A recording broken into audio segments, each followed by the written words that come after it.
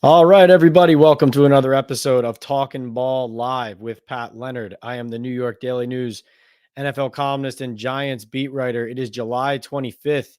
We are 2 practices into Giants camp, and I am pumped for this episode. We're going to have more to talk about in this episode than we've had to talk about in a while.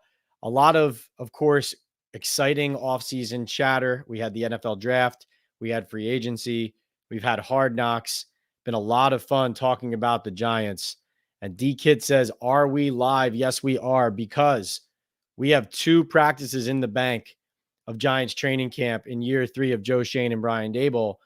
And you don't want to overreact to anything you see early in camp, but you also want to be able to start drawing conclusions about the depth chart.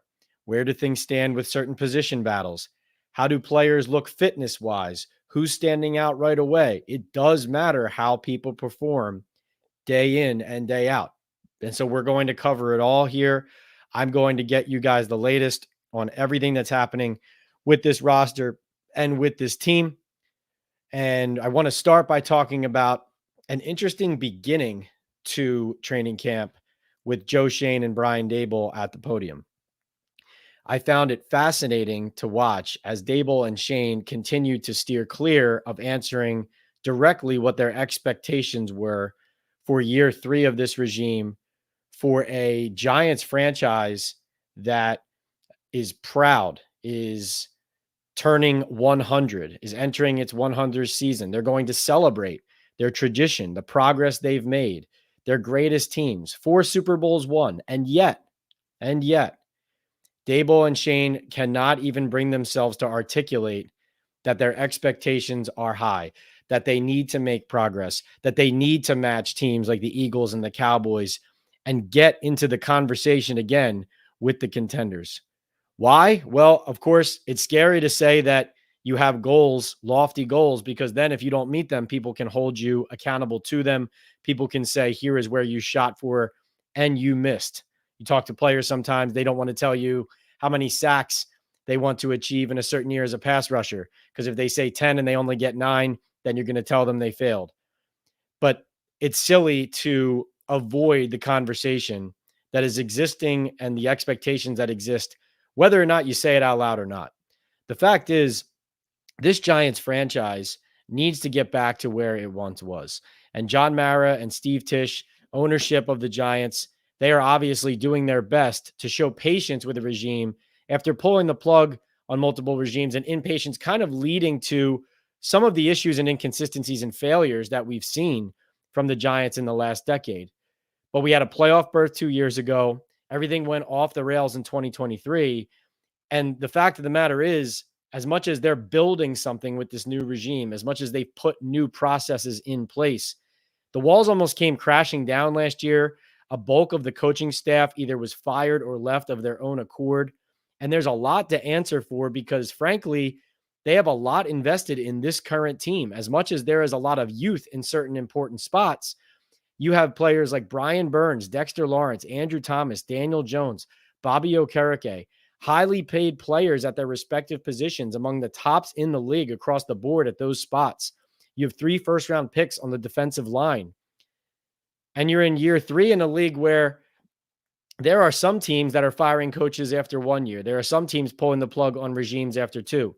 The Giants did it to 3 straight head coaches. Expectations exist. Expectations are high. Do we expect the Giants to be a Super Bowl contender this year? No, we do not.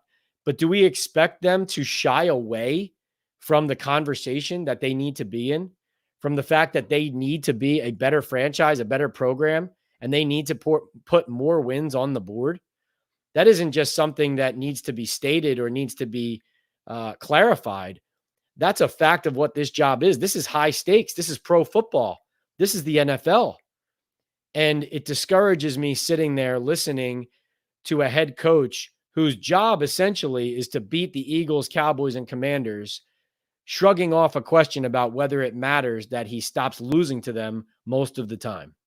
That is something I don't want to hear. And that is something, if I'm a Giants fan, if I'm a fan of any NFL team, I want my leaders to stick their chin out and be ready to throw the first punch and take one and get up if they need to. No matter what NFL team I'm rooting for, the last thing you want to hear, and listen, Joe Schoen, of course, entered this with open eyes, understanding where this roster was, where their finances were, where their talent was, and recognizing the amount of work that he had to do to get this back on track. But this is not the cleanup in aisle 7 coming off Dave Gettleman's tenure in year 1. This is not year 2 where you could still point to certain financial restrictions, roster decisions and personnel moves that were made in the last couple years that you were still either digging yourself out of or figuring out how to pivot off of. We are past that. This is Joe Schoen's team. This is Brian Daboll's offense. Brian Daboll now calling the plays. And the pressure is on whether you say it or not. I just think it seems almost insecure not to embrace it because it's coming whether you like it or not. The storm is coming. You need to face it. And that's my intro into what I think is going to be a jam-packed episode here of Talkin Ball Live. And that leads me right to your questions. First, I want to tell you about Boom Chaga. Talkin Ball with Pat Leonard is brought to you by Boom Chaga Mushroom Super Drink. I see you guys all rolling in. No Mets, Joel, D Kits here, Savage Steve, Bill. Appreciate you guys being here. I understand that you have a lot of places that you could be here on a Thursday night here in summer, and you're here with me, and I appreciate that. Boom Chaga Mushroom Super Drink is a natural extract loaded with anti-inflammatory, immune-boosting antioxidants and heart-healthy compounds. You can easily pour this natural liquid supplement into any of your favorite drinks. I put mine in my coffee every morning and immediately feel the difference. I personally have felt a post-workout-like energy boost with Boom.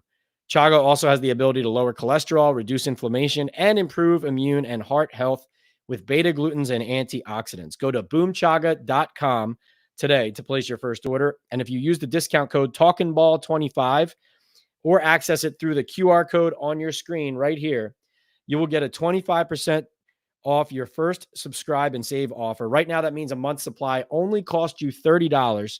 Start feeling the difference today at boomchaga.com. BetOnline also is a sponsor here at Talkin Ball, the world's most trusted betting platform and your number one source for everything online sports betting. Right now, you can receive a 50% free bet of up to $250 on your first deposit to bet on anything from the Olympics, baseball, Formula One racing. BetOnline has every stat, every matchup, and even live odds and spreads while the games are being played. When the game is over, head on over to our online casino and get in on a game of blackjack or poker or unwind with one of our over 150 slot games. Head to the website today to get in on the action. Use the promo code BELIEVE for your 50% free bet credit on your first deposit up to $250.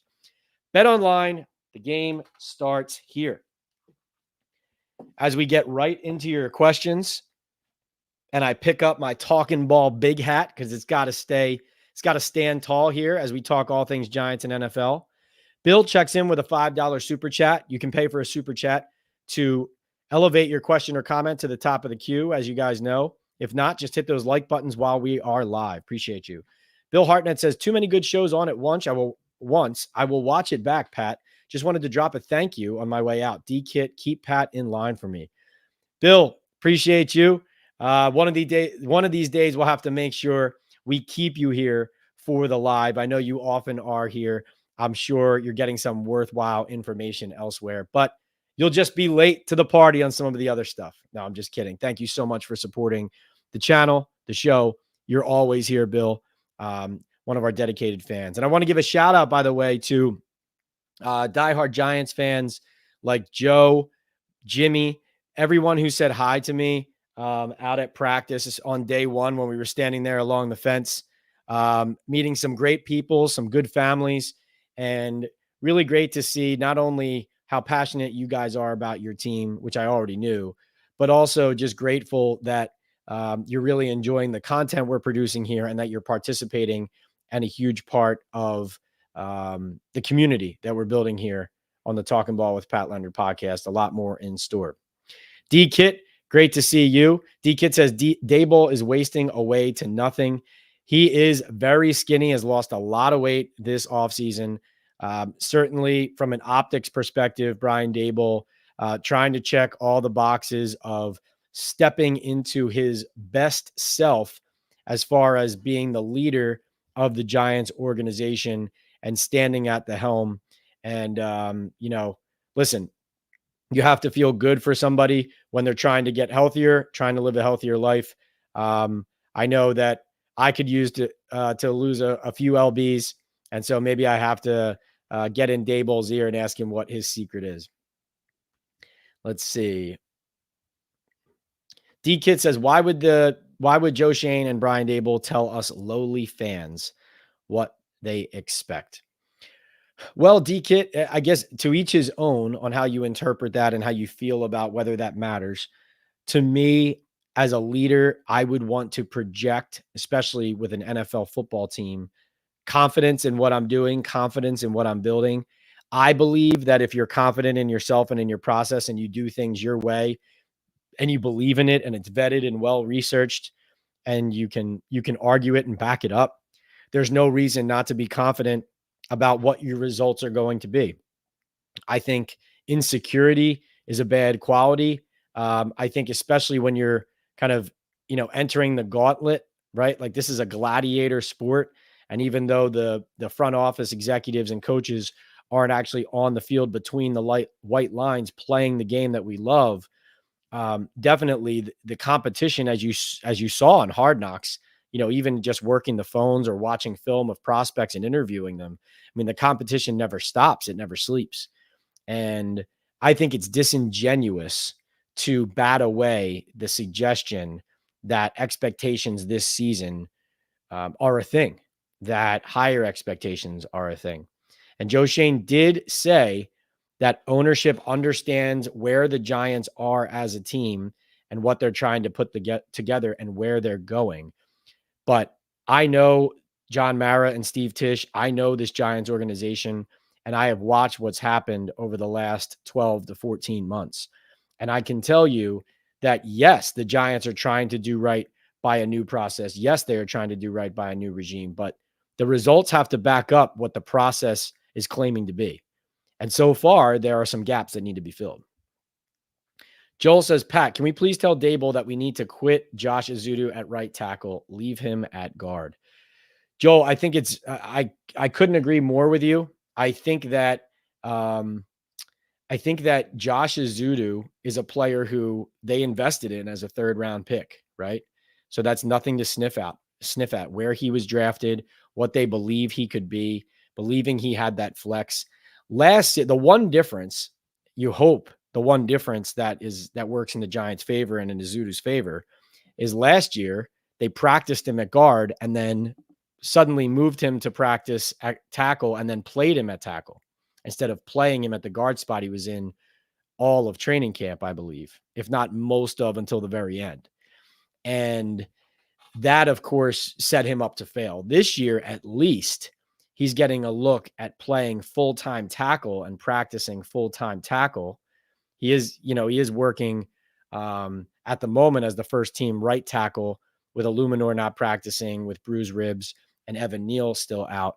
I agree with you, though, Joel. I have not yet seen consistent Josh Ezeudu tape to show me that ultimately Josh is going to be a down in and down out guy that you can count on and not have to worry about.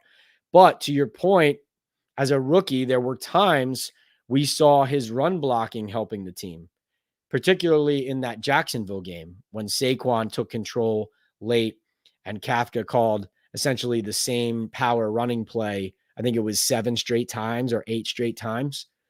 Joel brings up a really good point. And I wrote about this in the New York Daily News, but it's worth us diving into here. And that is, it is absolutely stunning to me that one day, not stunning, I guess I'm not surprised at this point, but it's discouraging that one day into training camp, we're already talking about frustrations and confusion in regard to what is going on with the plan on the line and why is it not settled and why is Jermaine Eluemunor finding out, as he said, the same time we do, that after practicing at left guard and preparing as a left guard in his training all summer up until camp, he reports and is told, "Oh yeah, by the way, you're going to be at right tackle today." Not the way you want to see it start. Even if Jermaine Eluemunor ultimately at right tackle helps the line, right? Like that might end up being what helps the line most. Maybe Evan Neal's better at left guard. Maybe your Eluemunor becomes your right tackle. You bring Neal back, he gets healthy. Maybe you see if he works out at left guard. I think if you're a fan right now, I understand why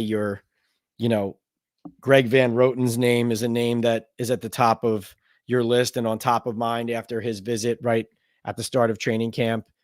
I understand why, we'd be continuing to wonder about a guy like Tyree Phillips, a tackle who's helped the Giants in consecutive years when needed, still a free agent, should be full go in August from that injury last season.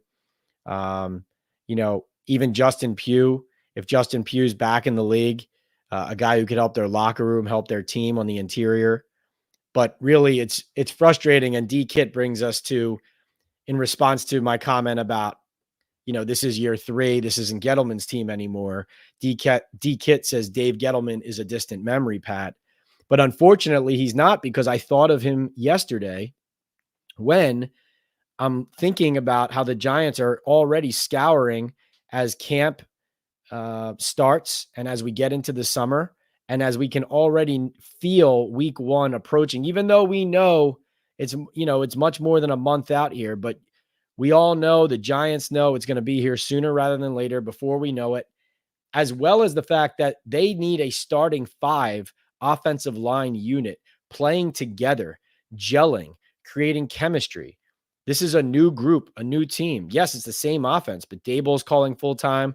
Daniel Jones coming off injury after not playing with the first team in the spring.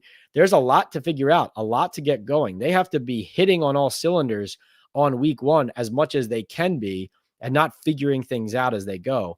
And I thought of Gettleman because I remembered that one season in particular when, after supposedly prioritizing the offensive line during the offseason, he ended up making trades for Billy Price and Ben Bredesen to acquire players to play at 2 different positions on the interior of their offensive line. Ben Bredesen, obviously, I liked a lot of the things Ben Bredesen did here. Billy Price struggled. But my point is, what is the alarm bells at the last minute? Hey, we had all off season to create a plan that we felt good about. And now suddenly 1-2 days into camp, we're scrambling and clearly in need of adding support to this line.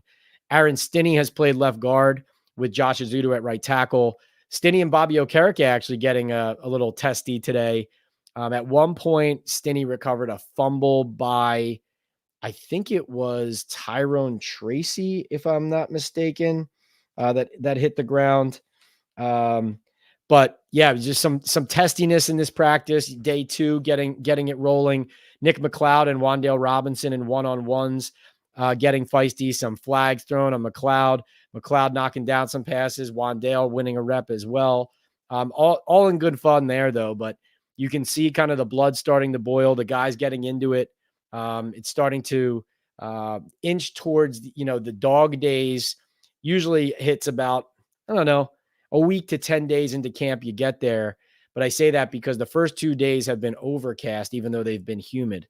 So the guys have been obviously hot out there on the field, but it's been nothing like what it is when the sun is out and it's 90 degrees and they're out there for 2 hours. So they've been spared for now, but it's coming. All right, let's see. Savage Steve says, "What's up, Pat? My apologies. I've missed the last few lives. Been busy. Hope all is well. You too, Steve. No problem." He says, "What are we drinking tonight, my friend?" I'm a little lame tonight, Steve. I actually have a coffee here because I'm dragging a little bit. I'm just, I'm burning the candle at both ends right here at the start of training camp, trying to push as much content out as I can, get as much information for you guys as I can, writing stories for the Daily News, doing the lives, hosting guests on the podcast, and trying to pump out a lot of updates on YouTube Shorts, videos of player interviews I'm sure you guys have seen. But that's, tonight I thought about it and I thought I needed a coffee actually more than I needed a stiff drink tonight. Also got some water over here too. So hydrating and caffeinating at the moment, Savage Steve. What are you drinking tonight? Molly Mall says, is it okay to say that Daniel Jones looked good today, or is it too early to matter? Molly Mall, I'm glad you brought that up. Let's talk about Daniel Jones. Daniel Jones did have a good day today here on Thursday, July 25th, day 2 of training camp. And Molly Mall, it sounds like you may have been there. And so if you were, you can obviously confirm this for me as well. But Daniel Jones is running much better than I expected.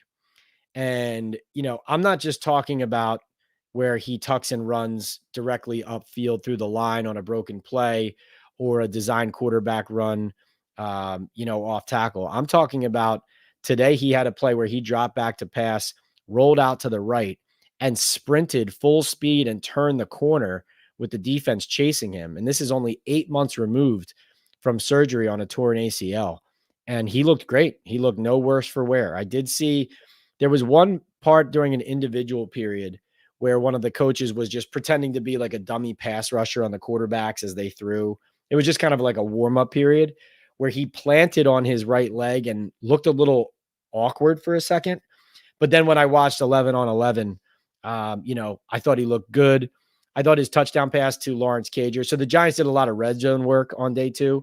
So when you say touchdown pass, I mean, it still counts, obviously, but they were doing a lot of starting field position. I want to say, they were either going in from the 30 or the 20 or the 15 at different times. And then sometimes they just move the ball to the 10 or the 5 and run from there. But he had a plant and fire touchdown pass to Lawrence Cager over the middle. That was an absolute rocket, and really looked like, if you watched it and you walked out and you knew nothing about what happened this offseason, you wouldn't even know he was hurt and had to rehab. So that was great to see. I agree with you, Molly Mall. Good day for Daniel Jones. D-Kid says, seems like the young wide receivers are setting the tone at practice, Pat. Yeah, I'd say, Jalen Hyatt made a big play. Dennis Houston, a reserve wide receiver, had a big day. Caught, I think, 1 touchdown from Drew Lock and 2 from Tommy DeVito, maybe. DeVito completing a lot of passes against the third string defense. Whereas Jones and Locke, those offenses, they were having less consistent success in the passing game, though they did as well. Yeah, Neighbors versus Deonte Banks, win some, lose some on both ends. Good battle. Neighbors actually, interestingly enough, didn't touch the ball as much as you would expect he would have in the first couple series that the Giants ran with their first team offense. And I was kind of standing there saying, I would probably get number 9 the ball if I were, Daboll here. And sure enough, they came out, and there's a lot of rotations going on the defensive side of the ball right now. Some due to injury, some due to just snap reductions. Like Deonte Banks is having his snaps really dialed back right now, and he says he's not hurt. It's just a workload management for a guy who's going to play, every single snap, I guess. But Trey Hawkins was put outside to guard Malik Neighbors, and Neighbors immediately, kind of took him to school, got open for a touchdown. So, there you go. But I will say, Bryce Ford Wheaton, I've said this to you guys before. I'll say it again. This guy looks the part out there. He's tough for defensive backs to guard one-on-one. He's athletic. He's big.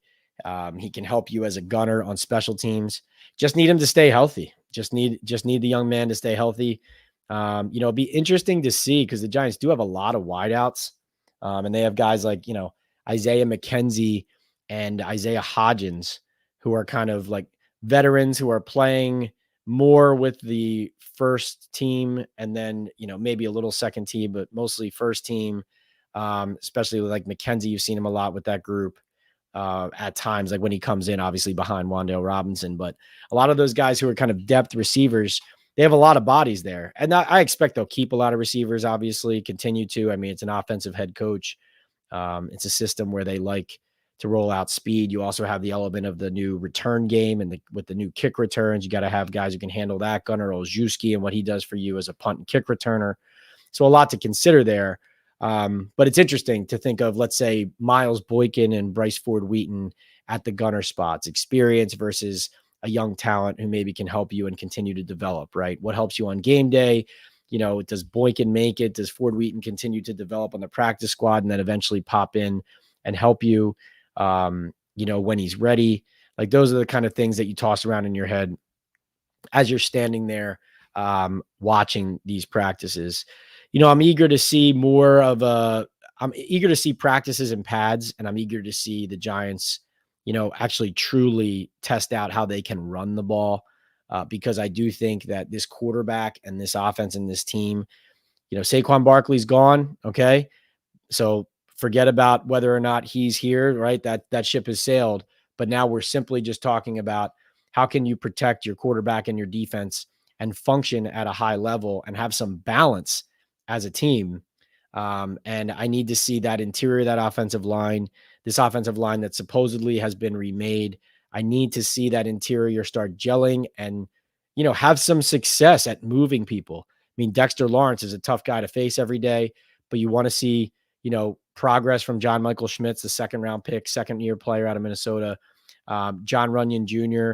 Haven't seen a lot kind of going across his face. I thought there have been times the last couple of days where either Schmitz or Aaron Stinney have lost some battles up front on run and pass plays. But, you just want to see more from that. You want to see the offensive line start setting a tone.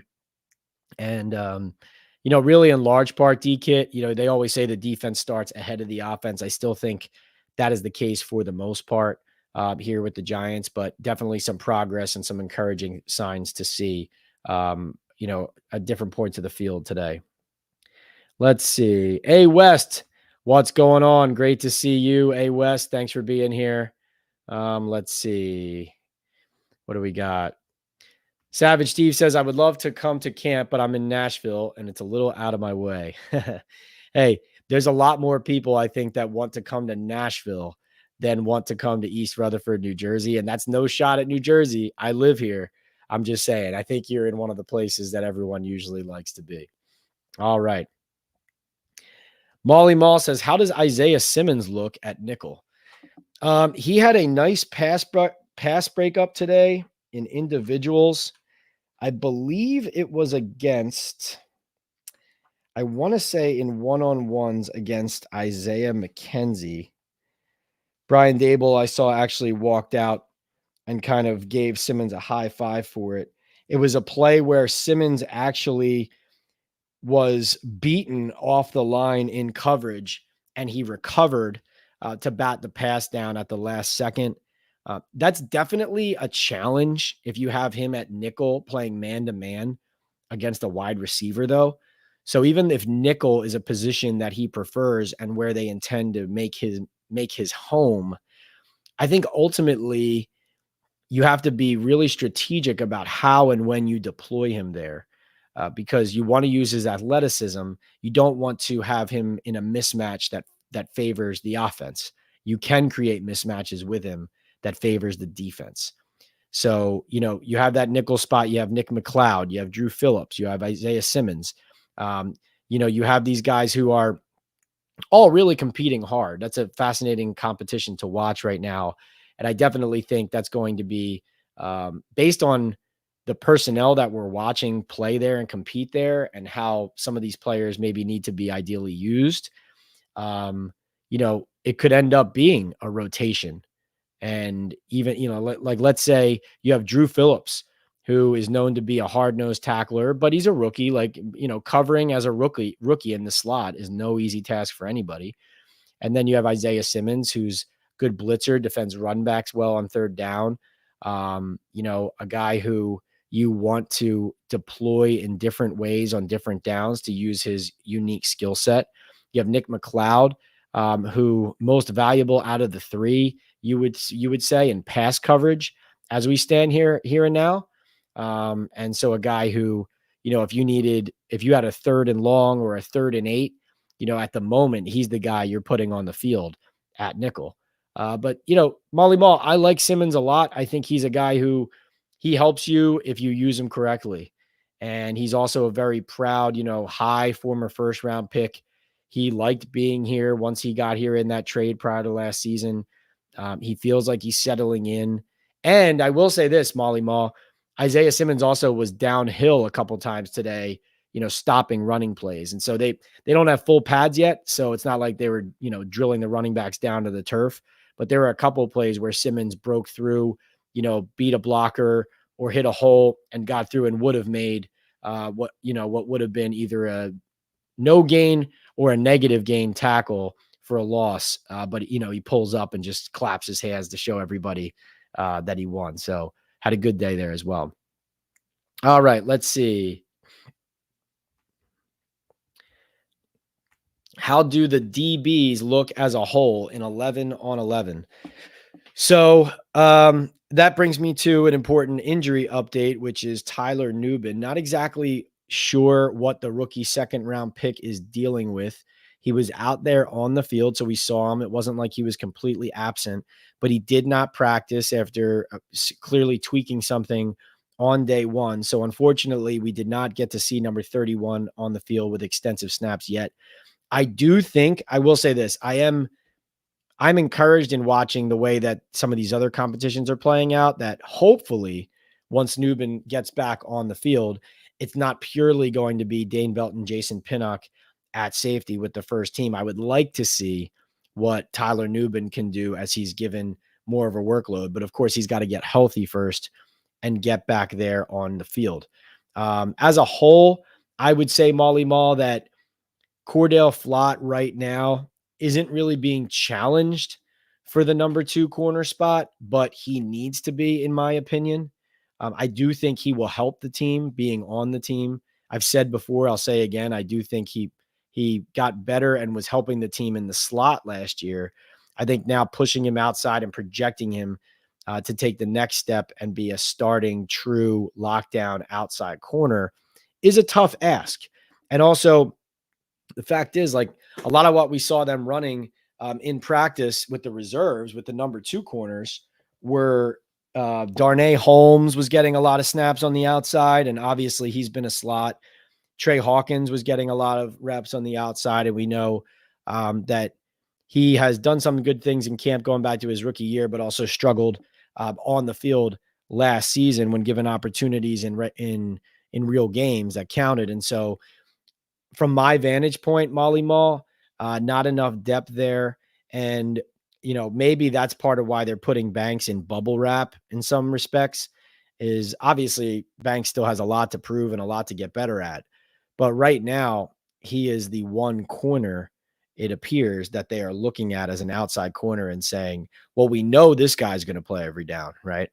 But a lot of rotations there. I'll say this, Molly Mall, like, as much as we just talked earlier about the receivers making some progress and making some plays, there are plays being made by the defense as well. Elijah Riley, the reserve safety, made a big thumping hit today. I want to say it was on Eric Gray. A little bit of change at running back today. They're giving different guys different chances, clearly. And so the first day we saw Singletary's the number 1 back, Eric Gray, the number 2 back, and then Jashawn Corbin was the third man up. That was the first day. This second practice, Tyrone Tracy, this was red zone work, and Tyrone Tracy Jr. from Purdue, the rookie, was the guy, hauling the rock as kind of the third string running back, if you will. Did get into the end zone. I don't know if they're envisioning him as a guy who's going to get the ball down there, or this was just purely a rotation day to day to try to get everybody, some looks and fair looks with the first team. That could be as well. All right. We got D Kit checking in with a $10 super chat. Thank you so much, D Kit. Really appreciate you.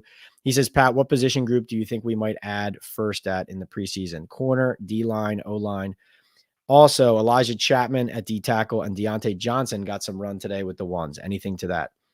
Yeah, I think there is to Deontay Johnson. I would keep an eye on that one. Actually looking forward to talking to him soon because, this is a guy who's pretty athletic, pretty hard-nosed, doesn't mind contact, right? Like he's a guy who plays with some attitude. You can see that.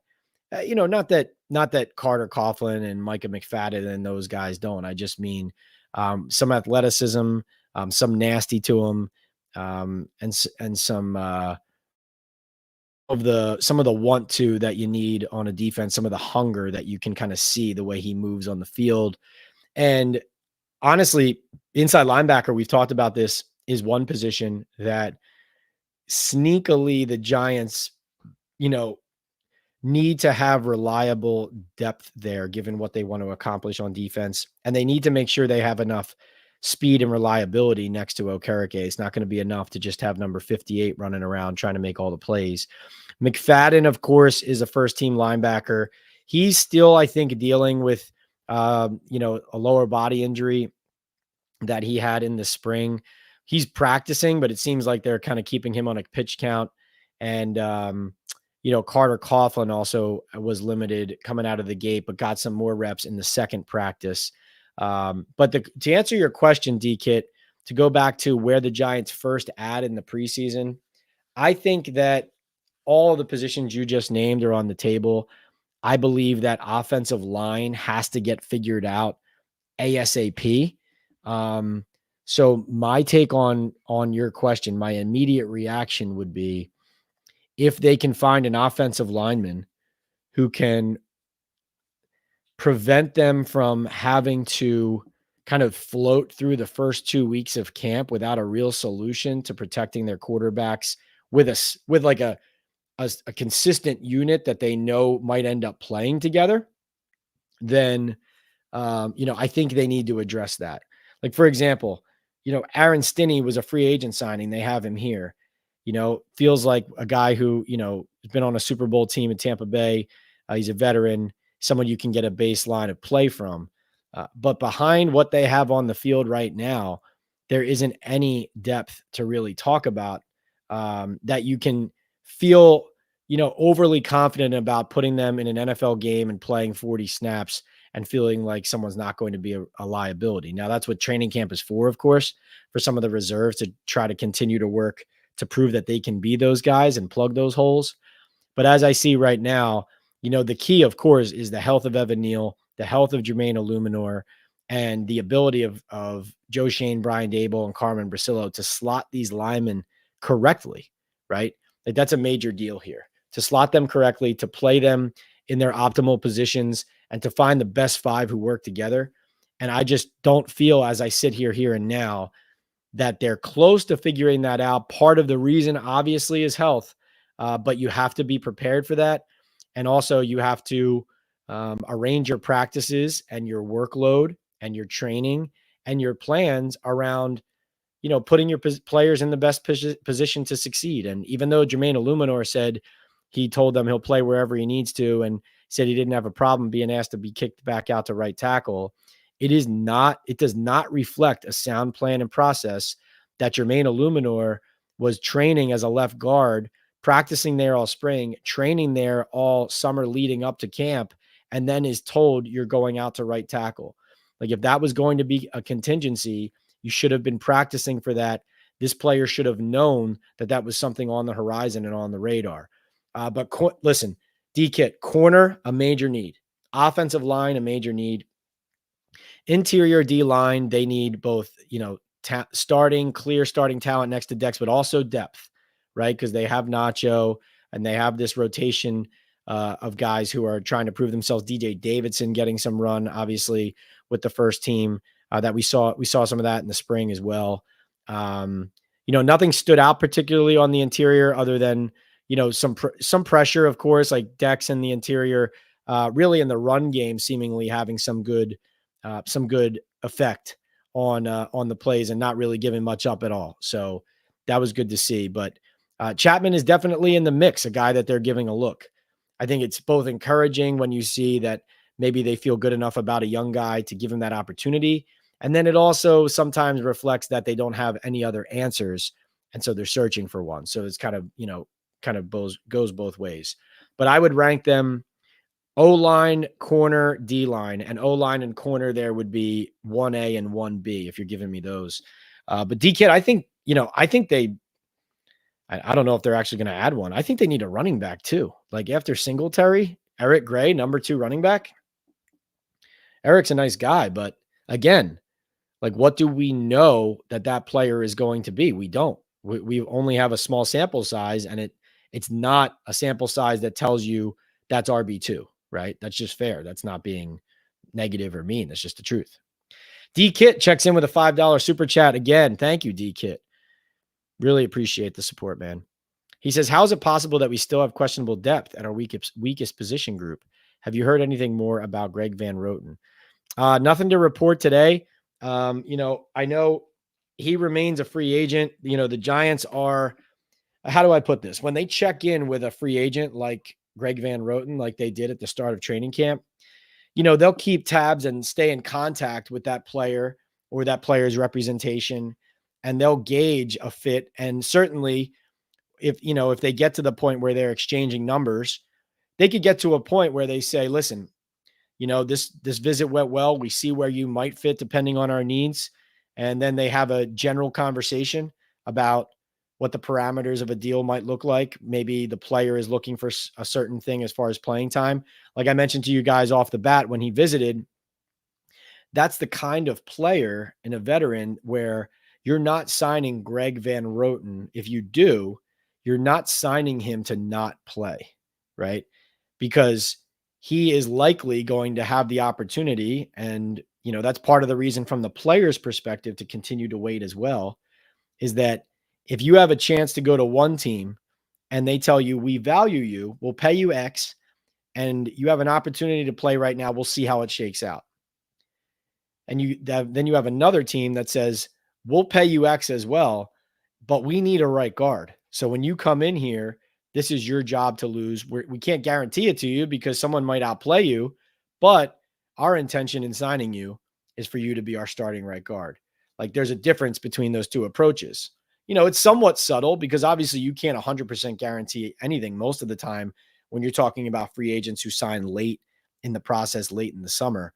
But of course, when you're on the team side as well, if you're scouring the market for somebody to help you in a starter's potential role, you also don't necessarily have the leverage to not give the player what he wants to get that player signed because you have the need and the clock's running out. There's a deadline to think about. So, back to your question though, how is it possible that the Giants still have questionable depth?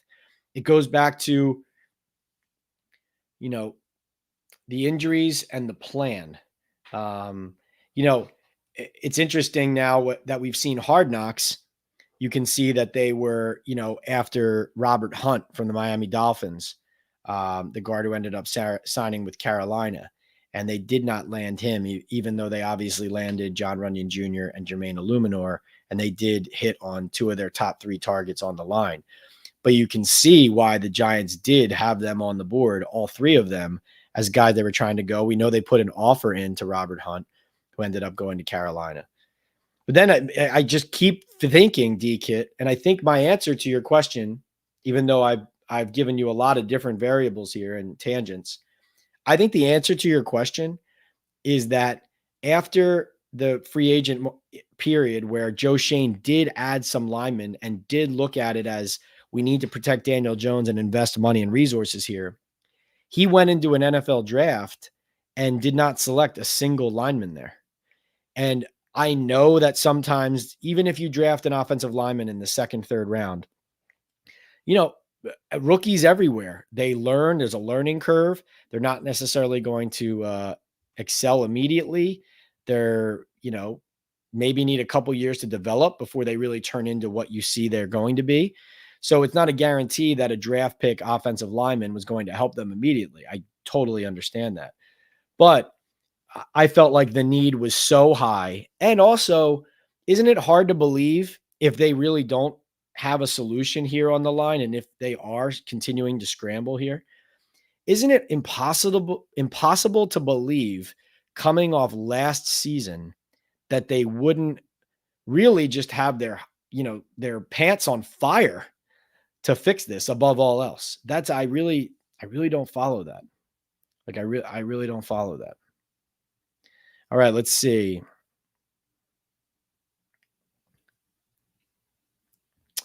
Who we got next? D says, I'm so concerned about, okay, let's see. Are you also excited about Carter Coughlin, homegrown talent, providing adequate depth. Yeah, Carter, of course, more of a special teamer. Came back here because they're giving him reps on defense, giving him that chance in that rotation at inside linebacker. So be interesting to see.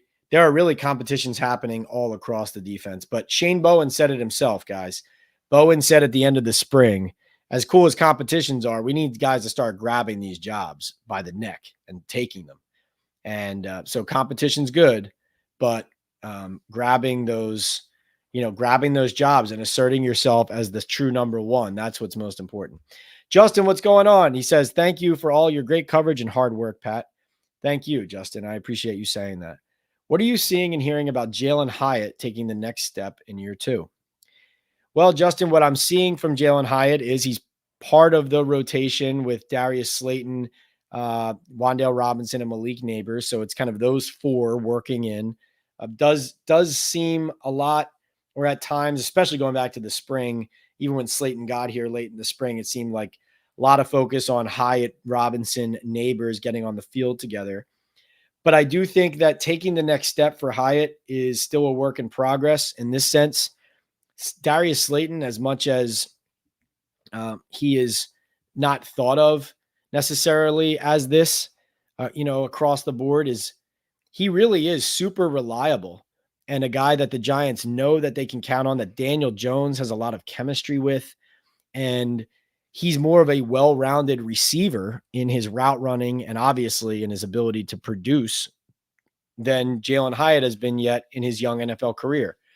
And so what I see with Jalen Hyatt is, of course, we see he catches his touchdown today. I believe Cordell Flott was in coverage. Deep route down the left sideline from Daniel Jones. Nice throw, nice catch, good route. Shows the speed, the deep ability. We know he has that.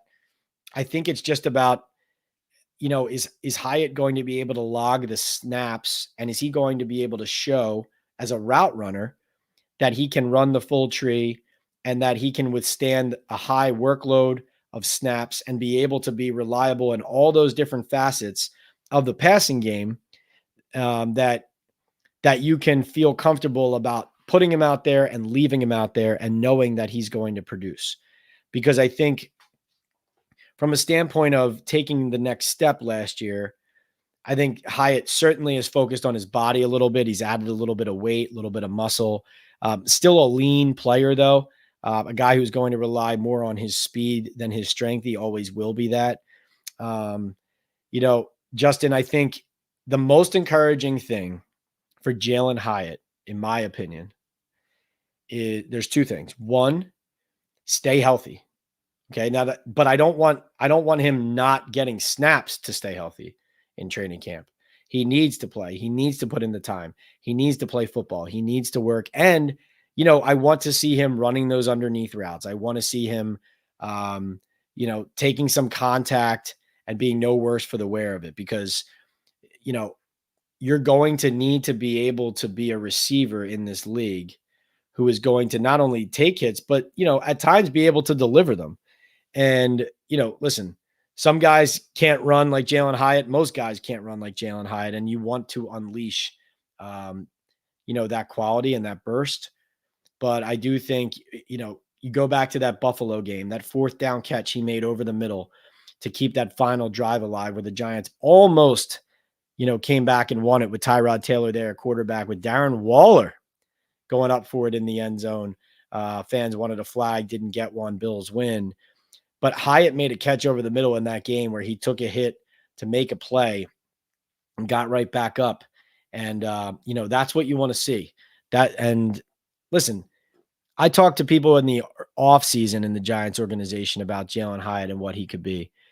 And they felt like, it's so early to judge him on what he is as an NFL player, because they felt like he was coming from a place, not the Tennessee program, but he was coming from an offense where, a lot of simpler downfield routes, a lot of work in the slot, and entering a very complicated offense that Brian Daboll runs, that people have continued to talk about how complicated it is. And I remember last year during training camp and early on, I remember Hyatt being buried down the depth chart. Like, it wasn't like, oh, this guy is rotating in with the starters every now and then. Like, he was completely buried at first on the depth chart as a rookie and had to earn his way up. And I know part of that was just getting your hands and your mind around the play calls and around the offense and understanding what it's asking of you, what your responsibilities are, and understanding others' responsibilities in the offense and being able to adjust if you have to move to another spot and all those things. Long play calls. And so I think for Hyatt, a guy who plays with speed, with a year under his belt of learning the offense, and that being something that that maybe was part of his on-ramp as a rookie in 2023, that there's some excitement about what could be for him this year in 2024 with some of that under his belt. But that said, Justin, I go back to my original point, which is for sure, based on how I watch this team on the field and how they deploy their talent, it feels like Wan'Dale Robinson and Malik Neighbors are the guys who come off the field the least or will come off the field the least.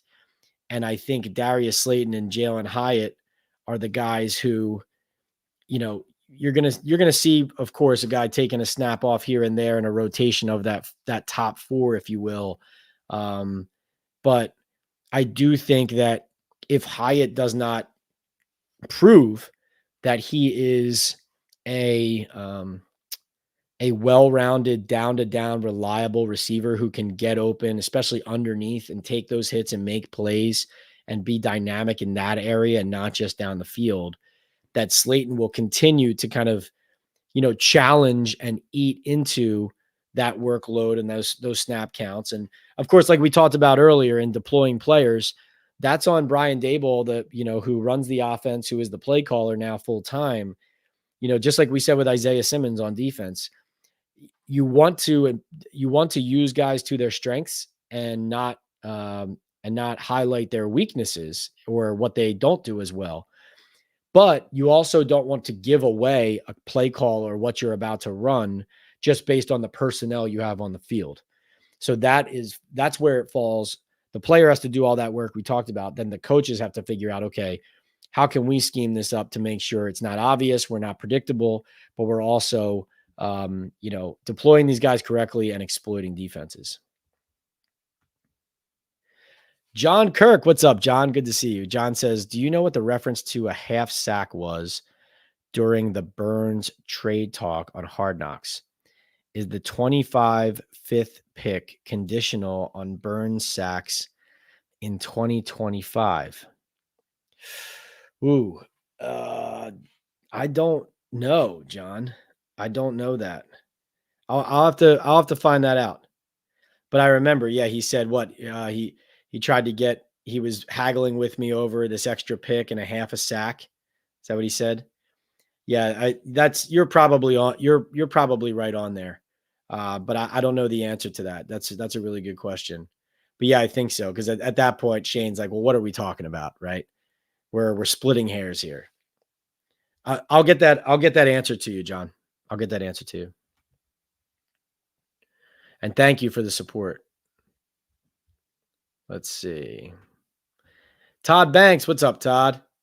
Todd says, Pat, do you like what Ryan Poles did in a similar situation? He tore it all down and rebuilt with young talent and shrewd trades. I do, Todd. I think, when you look at how did Chicago get to where they are right now and, let's say, more promise than what the Giants have entering this season, it really all falls on the fact that they ended up with the number one pick here, thanks to the shrewdest trade that you're talking about with Carolina, and that they end up with Caleb Williams. Now, obviously, we'll see how that all pans out, especially as a rookie. It's hard for even the most promising rookie quarterbacks to shine and lift their teams up on their shoulders, for sure. It really falls on the fact that the Giants won in 2022 despite themselves. They won that first season with figuring out how to beat, enough opponents week in and week out. And a lot of that, to be honest, listen, Brian Dable deserved credit for that. He was the head coach. He was running the show. He understood that he had to go more to a run-based approach on offense to, protect the quarterback and the offense from themselves, to deploy it in a way that was efficient, if not explosive. But really, the defense in Martindale and the way they were able to attack opponents and really level the playing field with their scheme when they were out talented a lot of the time was a huge part of that.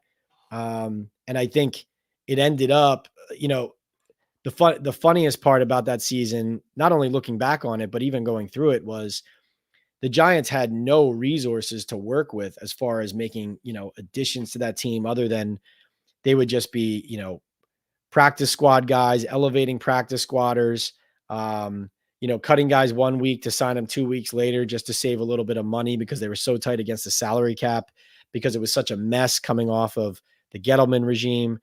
And winning that season to enough to get to the playoffs and have such a high draft pick the next year, it changed the whole trajectory of where people understood the Giants were, where the Giants even thought they were to an extent, because obviously we know they go into the next offseason and they trade for a 30-year-old tight end who ended up retiring the next year.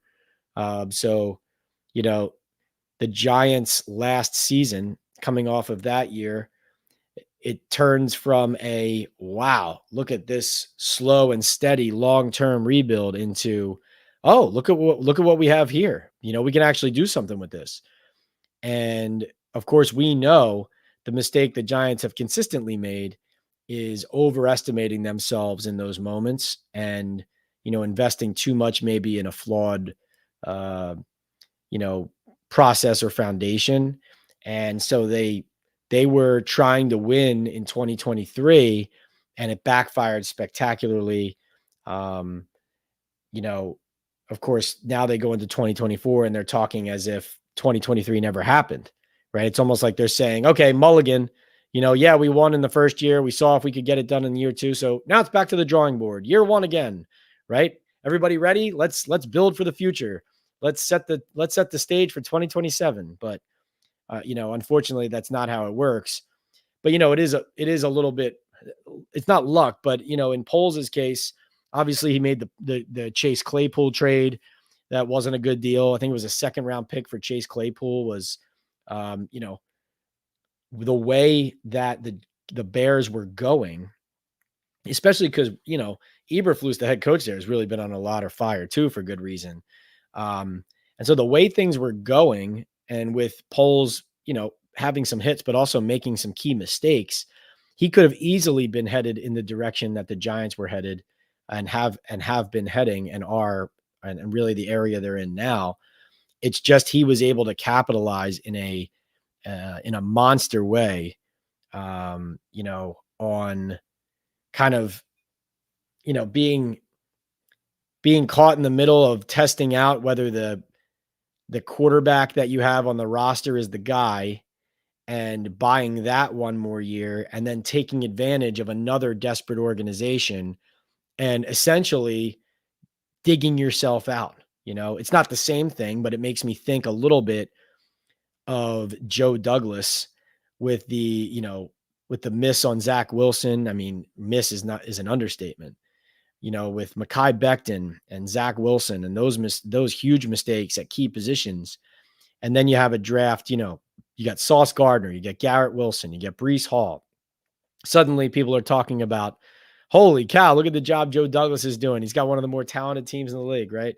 And Poles, in a different way, was able to turn around his fortunes. Now the Bears still have a lot to prove, right? It's not like they figured it out. But their defense, of course, really became something that was giving opponents fits late last season. And if you have that foundation, and now with the ability to get Caleb Williams and get some improved talent into the building on offense to help support the consensus number 1 overall pick in this draft, you're suddenly looking at, to Todd's point, a rebuild that is concurrent with the Giants, but the arrow is pointing up. And again, it really all goes back to the Giants winning early and then not reacting properly to that. Meanwhile, the Bears staying on the steady and getting their quarterback, their new quarterback of the future, rather than paying their current quarterback who wasn't the future big money, as the Giants did with Daniel Jones, and tying themselves to the previous regime's guy, tying themselves to a version of the team that they were supposed to be cleaning up and moving away from. And that's how you end up in different spots. And really, of course, it's funny. Poles obviously was a finalist for the Giants GM job, and he ends up in Chicago. So something that I have been closely watching and studying, and throughout the Joe Shane and Ryan Poles tenures, is watching those kind of simultaneously, concurrently, how they're going. And, I actually did a podcast in the spring with Dan Wiederer from the Chicago Tribune. He had a lot of good insights on the Bears and their process and what's going on in the Windy City. And we'll have Dan on again at some point because he brings a lot of expertise and a lot of interesting stuff about the Bears. Thanks for that question, Todd. That was a good conversation starter there. Let's see. D-Kit says, Pat, could you provide an update on Andrew Phillips, pick number 70? Is he showing out at all? He was the guy who blitzed Daniel Jones and got to the quarterback quickly to force that overthrow of Devin Singletary out of the backfield on day one. I think the way you should think of Drew Phillips and how he could be used is think of what Darnay Holmes has done and how he's been used. And then, think of them wanting him to be a Darnay plus, right? Like a guy who is going to be able to cover without holding, consistently. He's physical, so he's going to be a good tackler and a guy who can play downhill. Darnay does that too. But that's what he's shown so far. He's a guy who can come downhill on run plays, can blitz, and of course is working on the coverage aspect. But that's continuing to develop. And really his snaps here and with the starters that you're seeing there are here and there because there's a competition going on, but he's definitely in the mix. Am I hearing rumors about Justin Simmons coming and Jason Pinnock moving to the slot? I did not. I will say there was a workout happening today when we were at practice while we were coming off the practice field interviewing players. There was a workout. The guys in there, they looked athletic. To my quick eye as I watched for about 5 seconds, they looked like they were built like receivers, but easily, their safety bodies could look something like wide receivers. So I've been trying to track down the names of that workout. So I don't know if those are out there yet, but they definitely had. It looked like maybe 3 guys working out in the bubble while we were outside. And what have I seen from Shane Bowen's scheme and how different is it from Wink Martindale's? Just more. I mean, there's man-to-man coverage, and obviously when they're playing in the red zone, you're seeing some of that as well, especially to test, just the one-on-one matchups and give guys ability to win here and there. But it's more zone, it's more 4-man rush, though we have seen some blitzing from Bowen in strategic spots. So it hasn't been totally vanilla so far, but it is much less multiple than Martindale's as well. Chronicles says, Pat, I will be at camp Sunday and Monday. Can we meet up and take a pic like the softball game? Absolutely. We will do that. Come find me. Give me a shout. I'll come over, take a picture. We'll talk more Giants. And you can tell me what I'm missing on the practice field. AJS says the Giants need to add another tackle, in my opinion. The offensive weapons won't matter if they sustain injuries on the O-line and rely on what they have now. Yeah, no, I agree. It's funny, AJS. You want to say, hey, they made some additions on the offensive line. It doesn't have to be perfect. It just has to be better. Can they please just add some, or with Neighbors, can they stretch the field enough where they can just be a competent offense and we don't have to keep talking about the offensive line has to be better. The offensive line has to be better. But then when you go through the first couple days of camp, you say, no, wait, it still does. It still does need to be better. It's still not good enough, right? Um, I agree with you. I mean, I think here's what I think, and I know I kind of said it earlier, but I'll say it again. If suddenly you're moving Eluemunor this quickly to right tackle, just make him your right tackle. Okay. So you have John Runyon Jr. at right guard, make Jermaine Eluemunor your right tackle, leave him there. You have John Michael Schmitz at center. And then at left guard, give Evan Neal a shot there when he gets healthy. You have Aaron Stinney and AJS. We talked about this during the draft. Go get a swing tackle. You need a swing tackle. Can Josh Azudu be the guy? Maybe, but has he proven he will be? Not yet, right? So I agree with you there. I want to tell you guys real quick about Boom Chaga, our gracious sponsors here on Talkin Ball Live. You see the code and the QR code right here. Talkin Ball Live with Pat Leonard is brought to you by Boom Chaga Mushroom Super Drink, a natural extract loaded with anti-inflammatory, immune-boosting antioxidants and heart-healthy compounds. Right here over my shoulder, Boom Chaga. You can easily pour this natural liquid supplement into any of your favorite drinks. I put mine in my coffee every morning and immediately feel the difference. I personally have felt a post-workout-like energy boost with Boom. Chaga also has the ability to lower cholesterol, reduce inflammation, and improve immune and heart health with beta-glucans and antioxidants.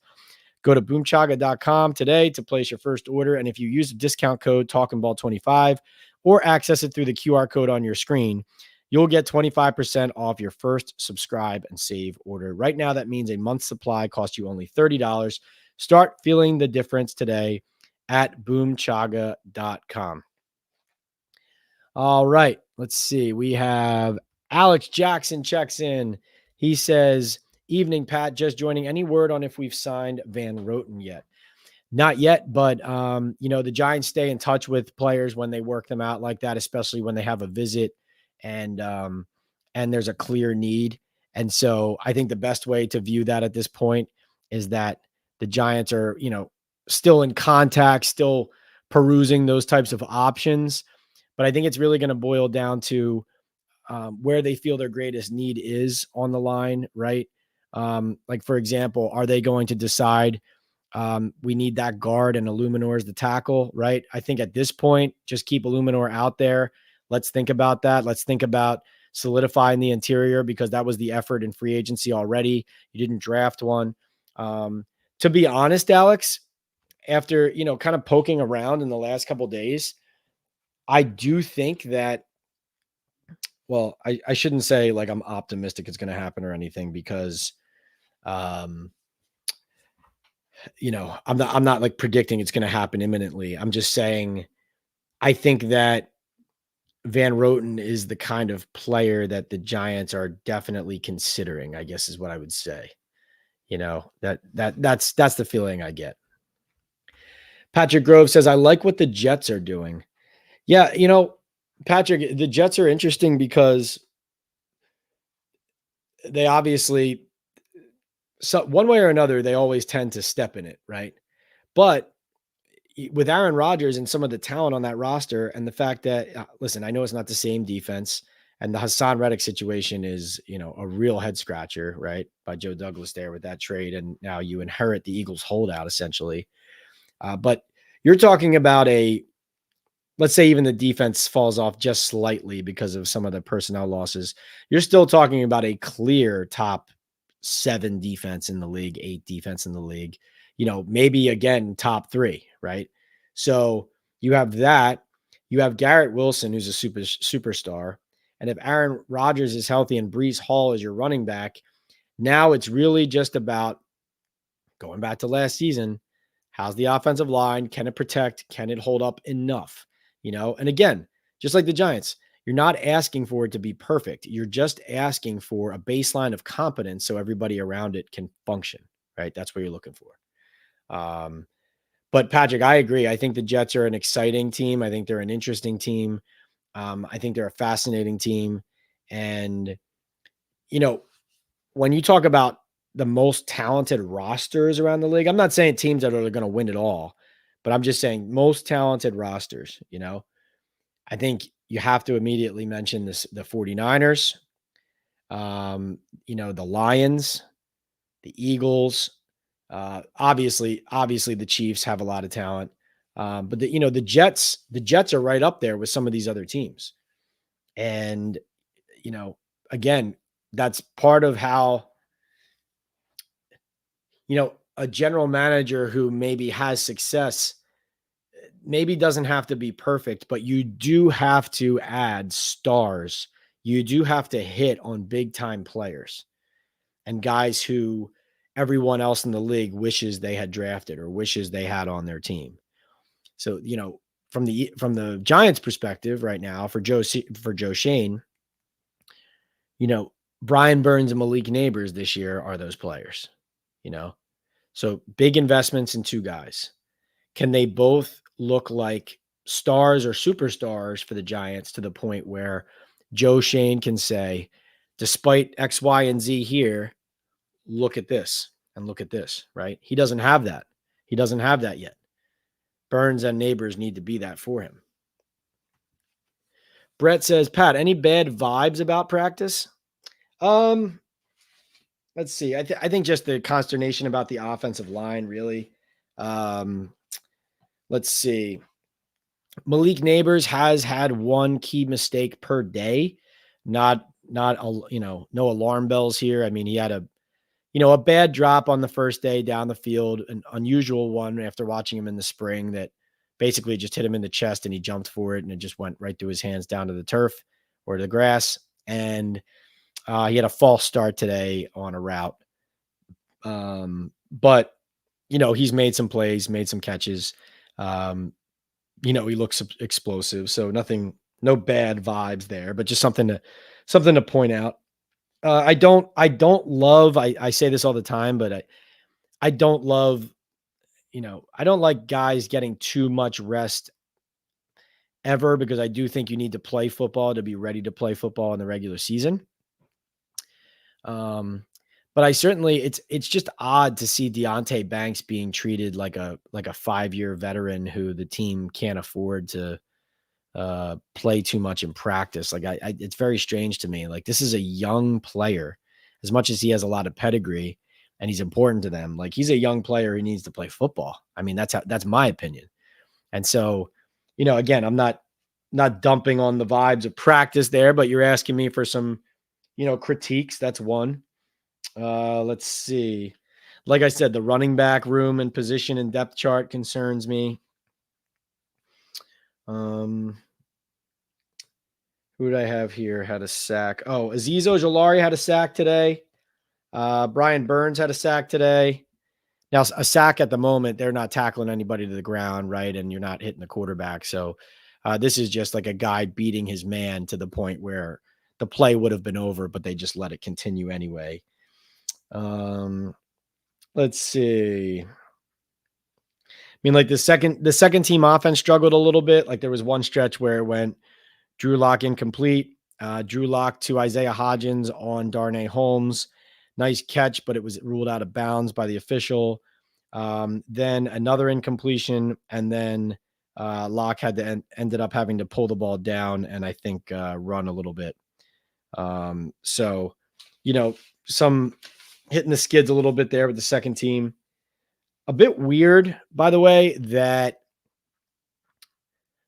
Nathan Rourke, listen, this is kind of in the weeds a little bit, but Nathan Rourke and Tommy DeVito were splitting reps late in the spring, or when Rourke was signed.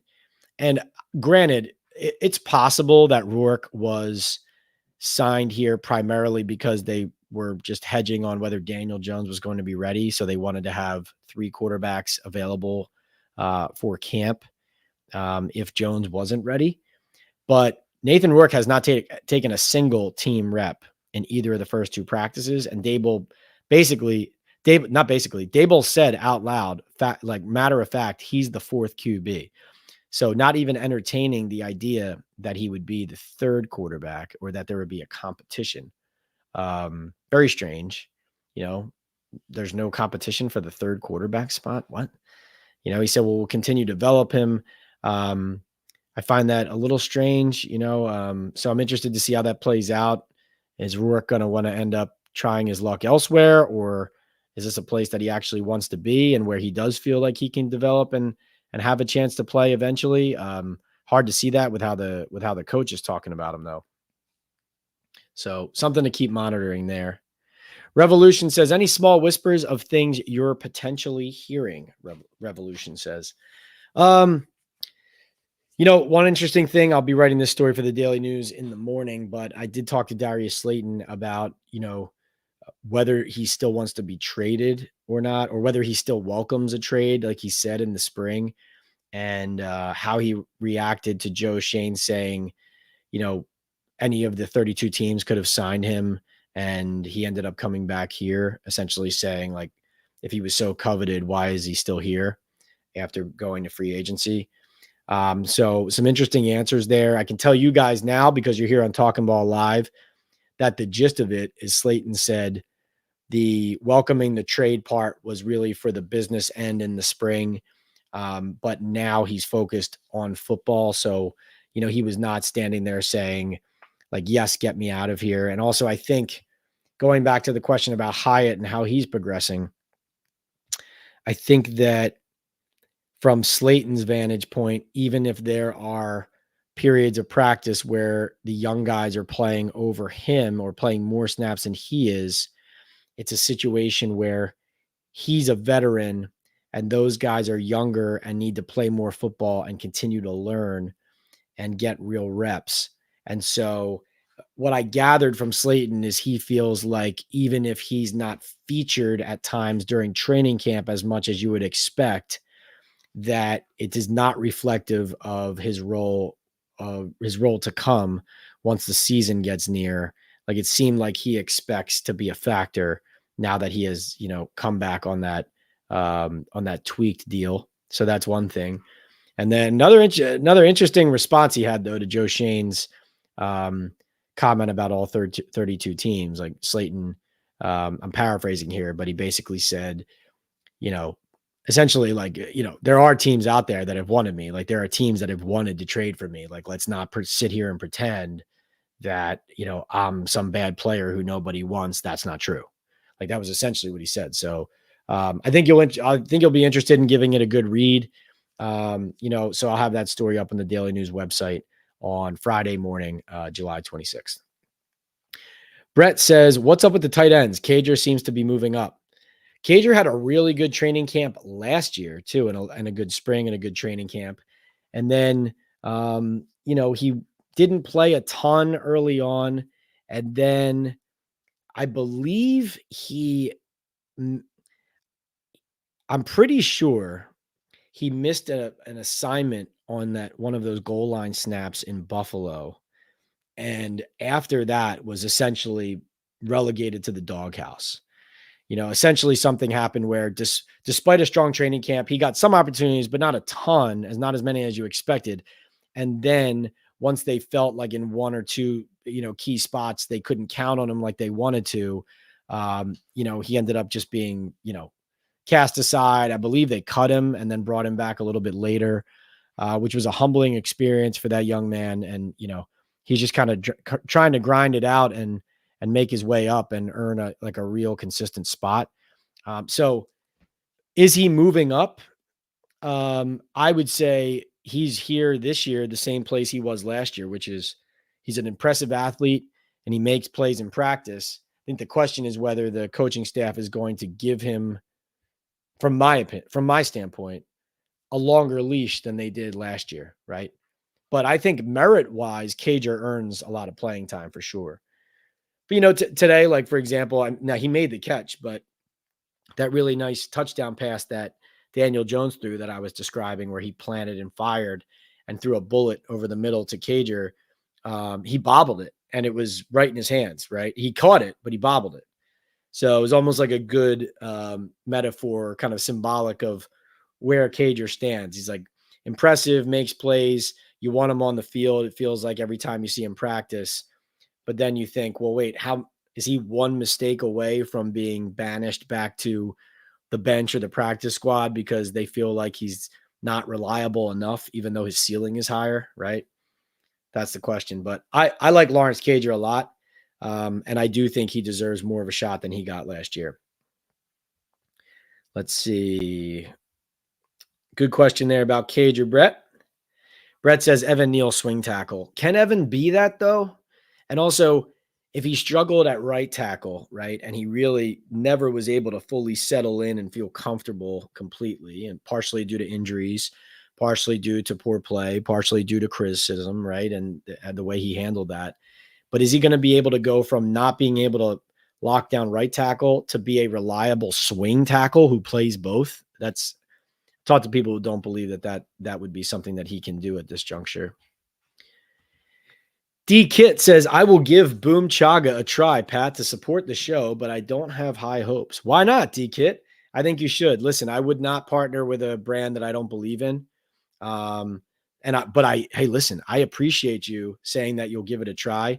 So if you're going to give it a try, like I said, use the QR code here, or go to the website, boomchaga.com, and then type in Talkin Ball 25 at checkout. And you're doing it on the subscribe and save order element. And so subscribe and save, though, doesn't mean you're subscribing for months on end. That's just a way to get the best discount. And then, if you sign up for subscribe and save, you can order it once and then immediately opt out. Right. So it's not like anything that's a gotcha. It's just a way to buy the product cheaper than you would on the one-time buy. So getting it for you here really cheaply. And I really appreciate you trying it, D-Kid. I hope everybody at least just tries it once who's in the Talkin Ball community. And I appreciate you supporting both with all of your questions and participation tonight and the super chats and in engaging with Boom Chaga. All right. D-Kid also says, let's talk tight end, who has been getting the reps while Theo Johnson, the rookie, is out. So Cager's been in there. Bellinger's been in there. Chris Manhertz plays a good amount. Manhertz, by the way, is an enormous person. I mean, enormous person. And, I think on any kind of running play, Chris Manhertz is going to be on the field. We've seen him line up at fullback at times, like slide into fullback or start at fullback and slide out to inline tight end. So those have been the three primaries that I've seen out there: Cager, Bellinger, Manhertz. Jack Stoll, my guess is he's still working through something and whatever it was in the spring, because I don't know how many team reps he's taken, but I haven't noticed him in team reps as much as just on the side during individuals. Have to monitor that a little bit more closely, how much he's doing, but I do think seems like he's being ramped back in. And D-Kid, I will say this, Bellinger also took some snaps with the third team today. So I was interested to see that. He caught a touchdown pass from Tommy DeVito. To me, you're looking for a blend of receiving ability and run blocking ability. You want and hope Theo Johnson, whenever he gets back from this hip injury, to be able to give you some of both and have some size with him and Chris Manhertz there. And, Cager he's a converted wide receiver and is very much like he still looks like a big wide receiver at times. He's not Kyle Pitts, where you say, this guy doesn't look like I should have him blocking for me. I just need to throw him out wide. That's where I need him. But I think that that's another part of Cager's role, is as a blocker, as somebody who can function in those roles. How can you count on him enough for him to take a roster spot away from someone who isn't as dynamic of a receiver, but is executing all of the little things that you need from that position in a more consistent level? That's another element of those decisions. But I'm on Team Cager. Simeon, what's going on? He says, hey, Pat, how is Darian Beavers looking? Hasn't stood out to me yet. Isn't getting like high-end linebacker snaps right now. Right now, after Okereke, it's been Micah McFadden on a clear pitch count.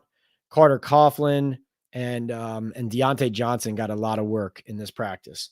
So those are the guys I would key in on at the moment. Going to continue to monitor some of the reserves like Beavers as well. But definitely an uphill climb for the late round pick, who obviously had just been trying to get healthy enough, in order to kind of put his best forward. So we'll see if he's able to do that. Patrick says our defensive line must set the tone for the whole team. No doubt about it. It's interesting, Patrick. I'm really interested already to see Dexter Lawrence go up against opponents because now listen, we know this guy's a great player. We know he can dominate games, take over games. He gives John Michael Schmitz fits. I mean, he's just a really tough guy to block, but there's going to be a lot more on Dex this year. I know he's got Burns and Thibodeau on the edges, but as far as commanding the interior, maybe, what's his workload going to be? What is he going to have to handle? How reliable are the guys behind him in order to give him breathers? I really want to see if Dex, it would really be something for him to put a third straight season at this level that he's played at together. I will say this, he looks bigger to me. He looks a little bit of, it's hard for me to say because he's such a monster human, right? Dex is just such a monster human. He makes no sense. When his pads are off, you almost think his pads are on anyway. He's just so big and wide. He dwarfs even a lot of NFL players, but he does look a little big to me. Jordan Phillips does too. Jordan Phillips looks, like training camp will be good for him. Let's see. AJS says, are any undrafted free agents showing something? All right. So let's see.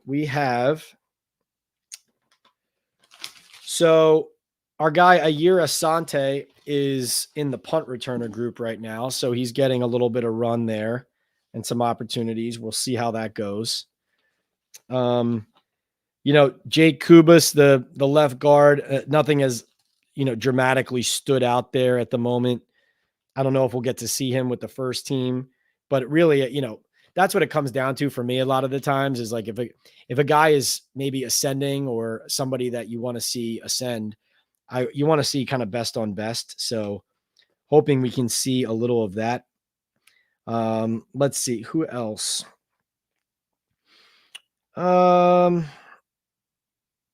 Darius Muasau, the draft pick, right? He played a little bit inside today, I think with the second team, I want to say. Chapman on the D line getting some looks, obviously. He's one to continue to monitor. But largely, I'd say at the moment, I guess you count Dante Miller, a limited reps so far from what I've seen at running back. Asante is the one that I'm looking at from the undrafteds right now. He and Kubas on the offensive side and Elijah Chapman on the defensive side, see what they can contribute so far.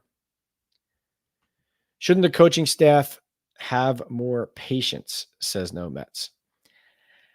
No Mets, I believe you are talking about, can you refresh my memory on exactly what we were talking about with coaching staff and their patience in camp? Thanks, and I'll answer that.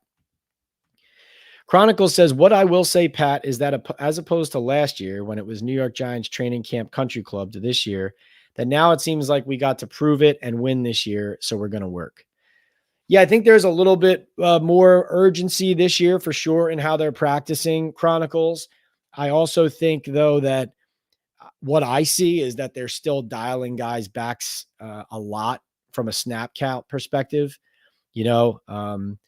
Now, definitely, I know they have Aaron Wellman in the building working with that. They're trying to manage guys' bodies. They're trying to make sure they're not overloading guys, but they're also preparing them properly.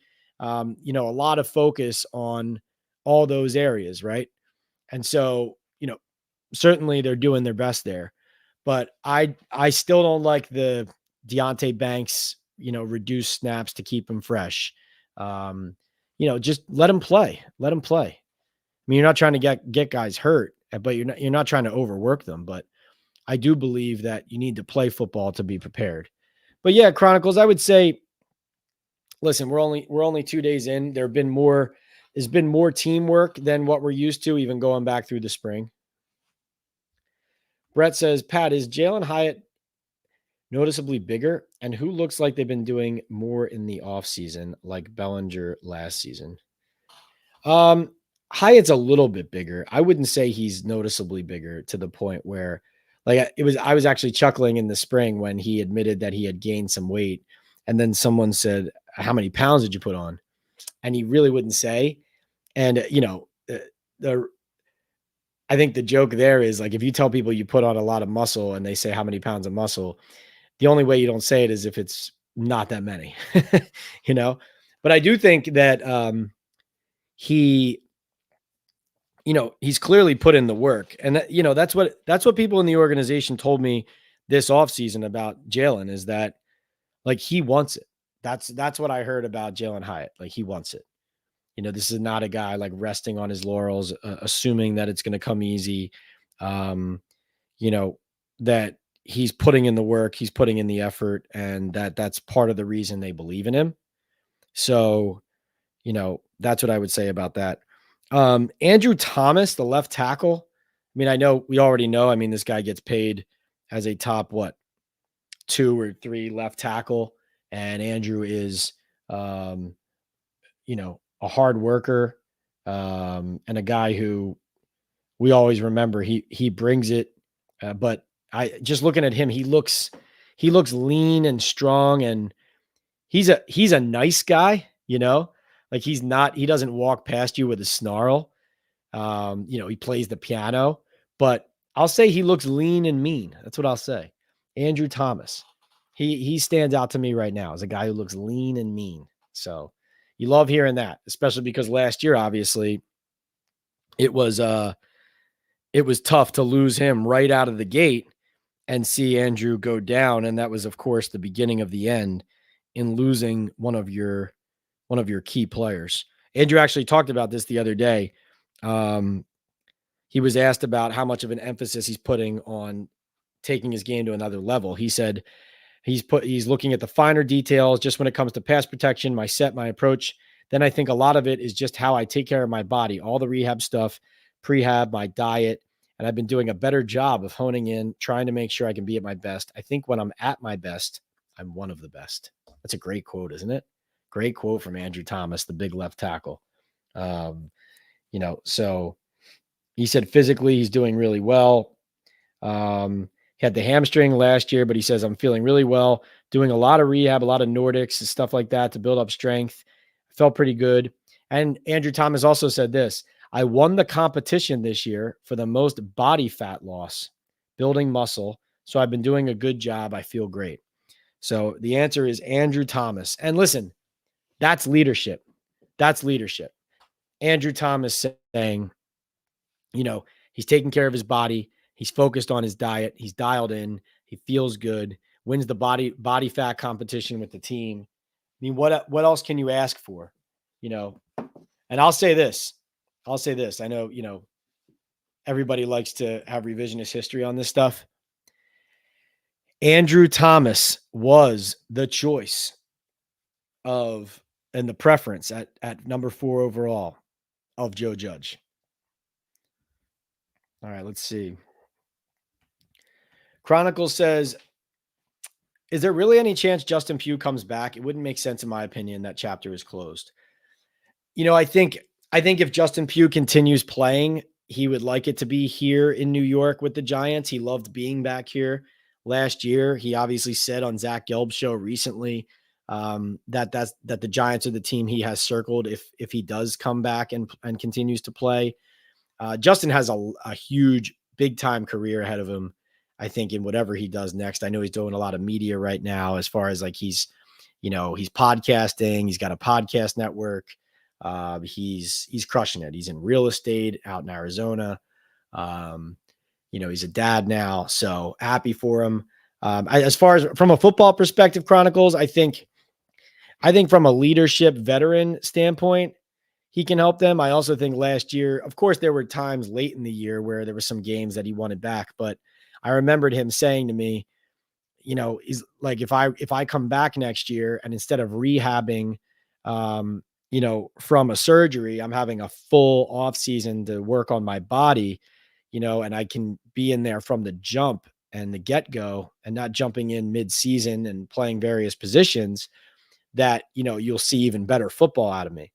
And so I think that's what Pugh believes. And if he does end up signing and coming back and playing, he'll believe that he can kind of fulfill that promise.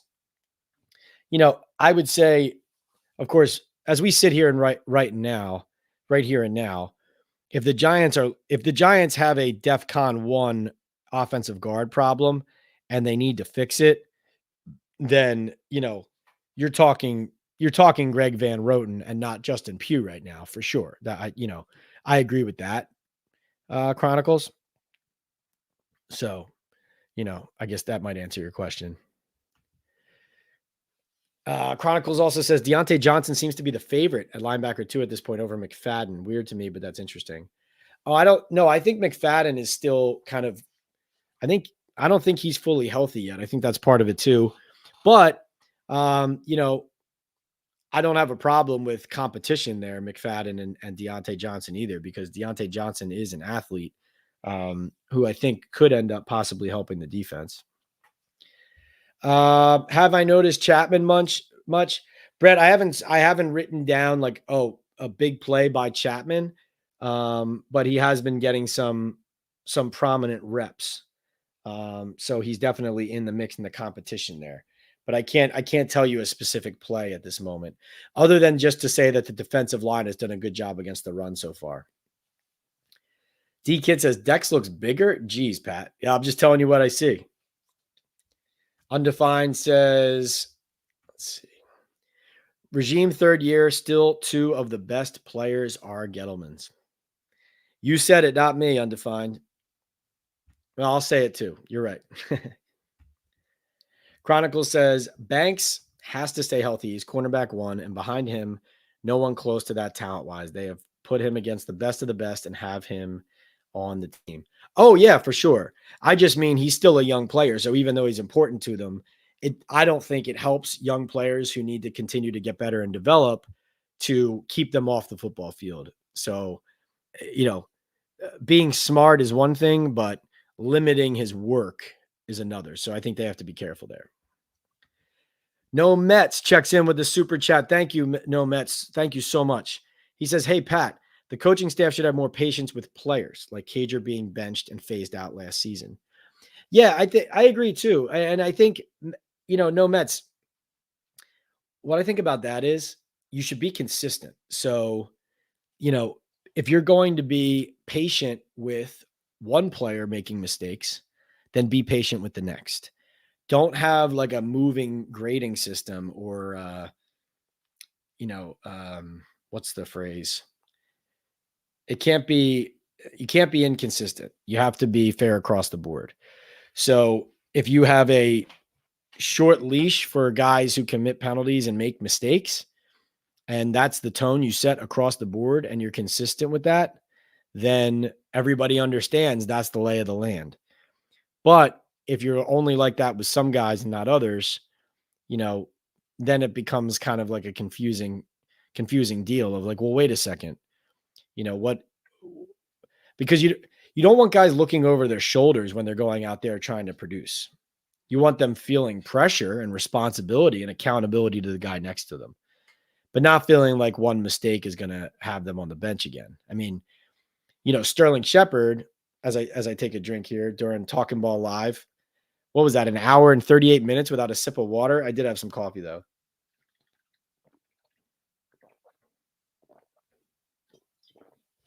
Like Sterling Shepard was telling me last year, he wasn't used to not playing a lot. And so Shep would, he was in this unfamiliar territory where he would practice and he felt like, in practice, he was killing the defensive backs and he just wasn't playing anyway. And then finally there would be games where he would get thrown out there, like let's say in the third quarter for 2 snaps and we'd get a target, and he was putting a lot of pressure on himself to make those plays.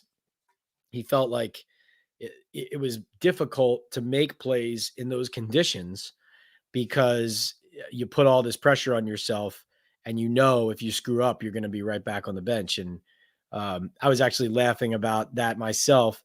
playing basketball in a men's league in the spring, and I was kind of playing like the Steve Kerr role, like jumping in on someone else's team and helping them out off the bench, and you know, trying to be like, the energy guy, nice passing, push it, fast break, shooter on the outside.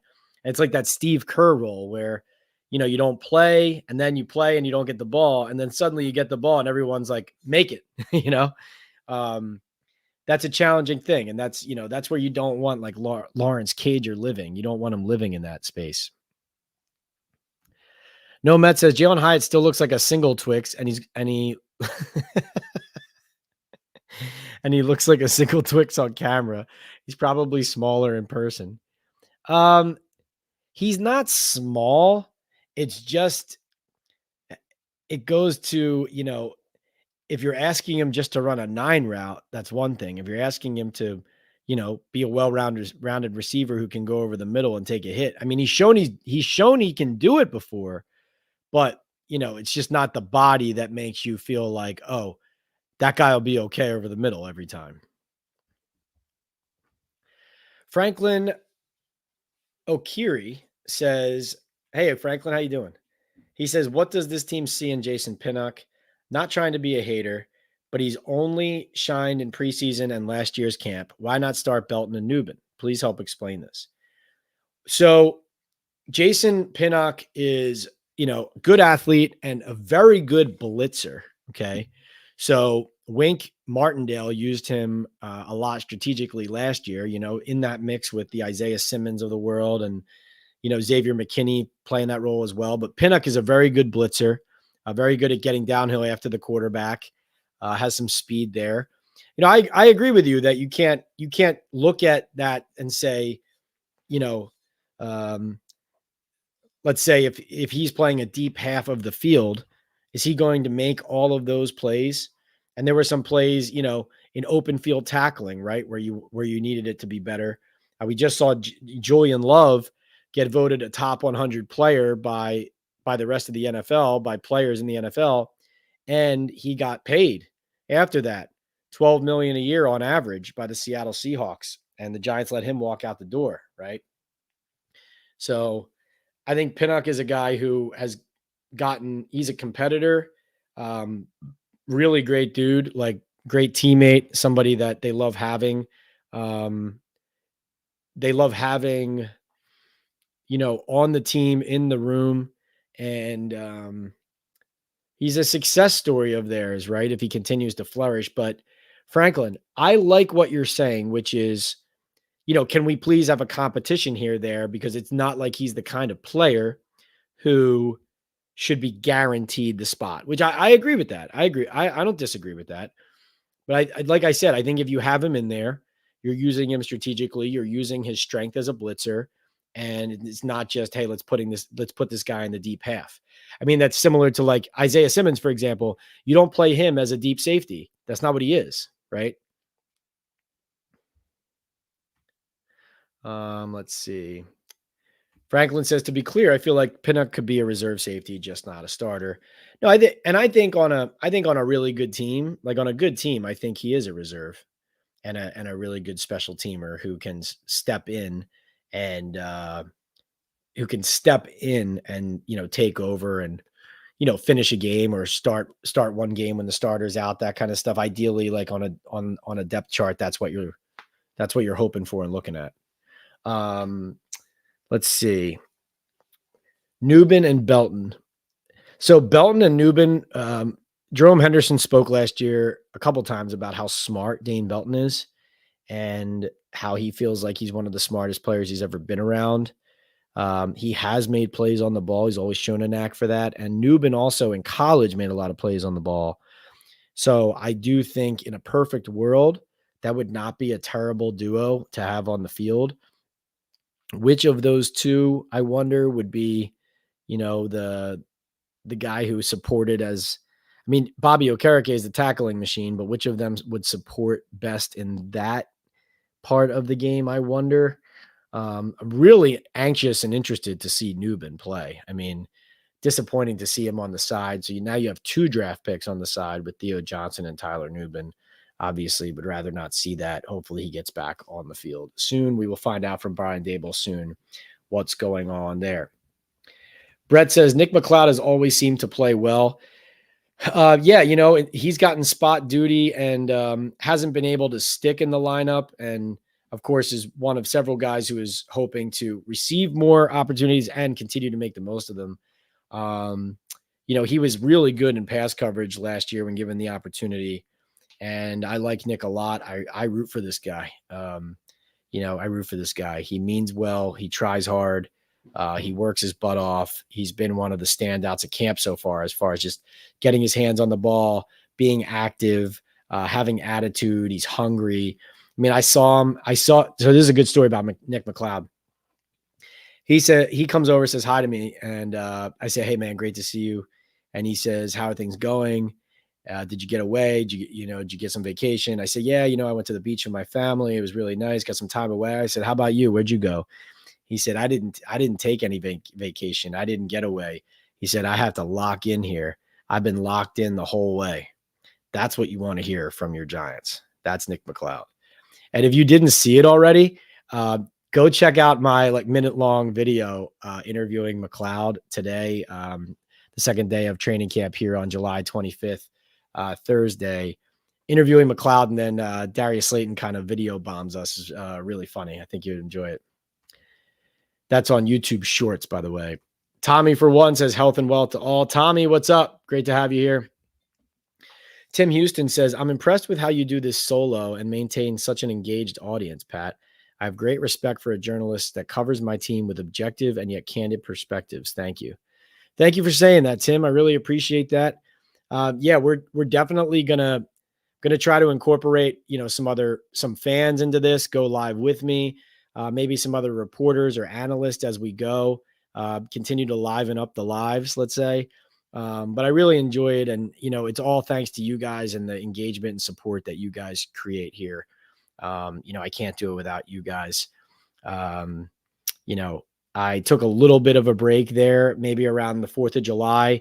And I got to be honest, as much as the break was nice, I missed it. I missed locking in because I feel like, we've really built something, and this community is only increasing in its engagement.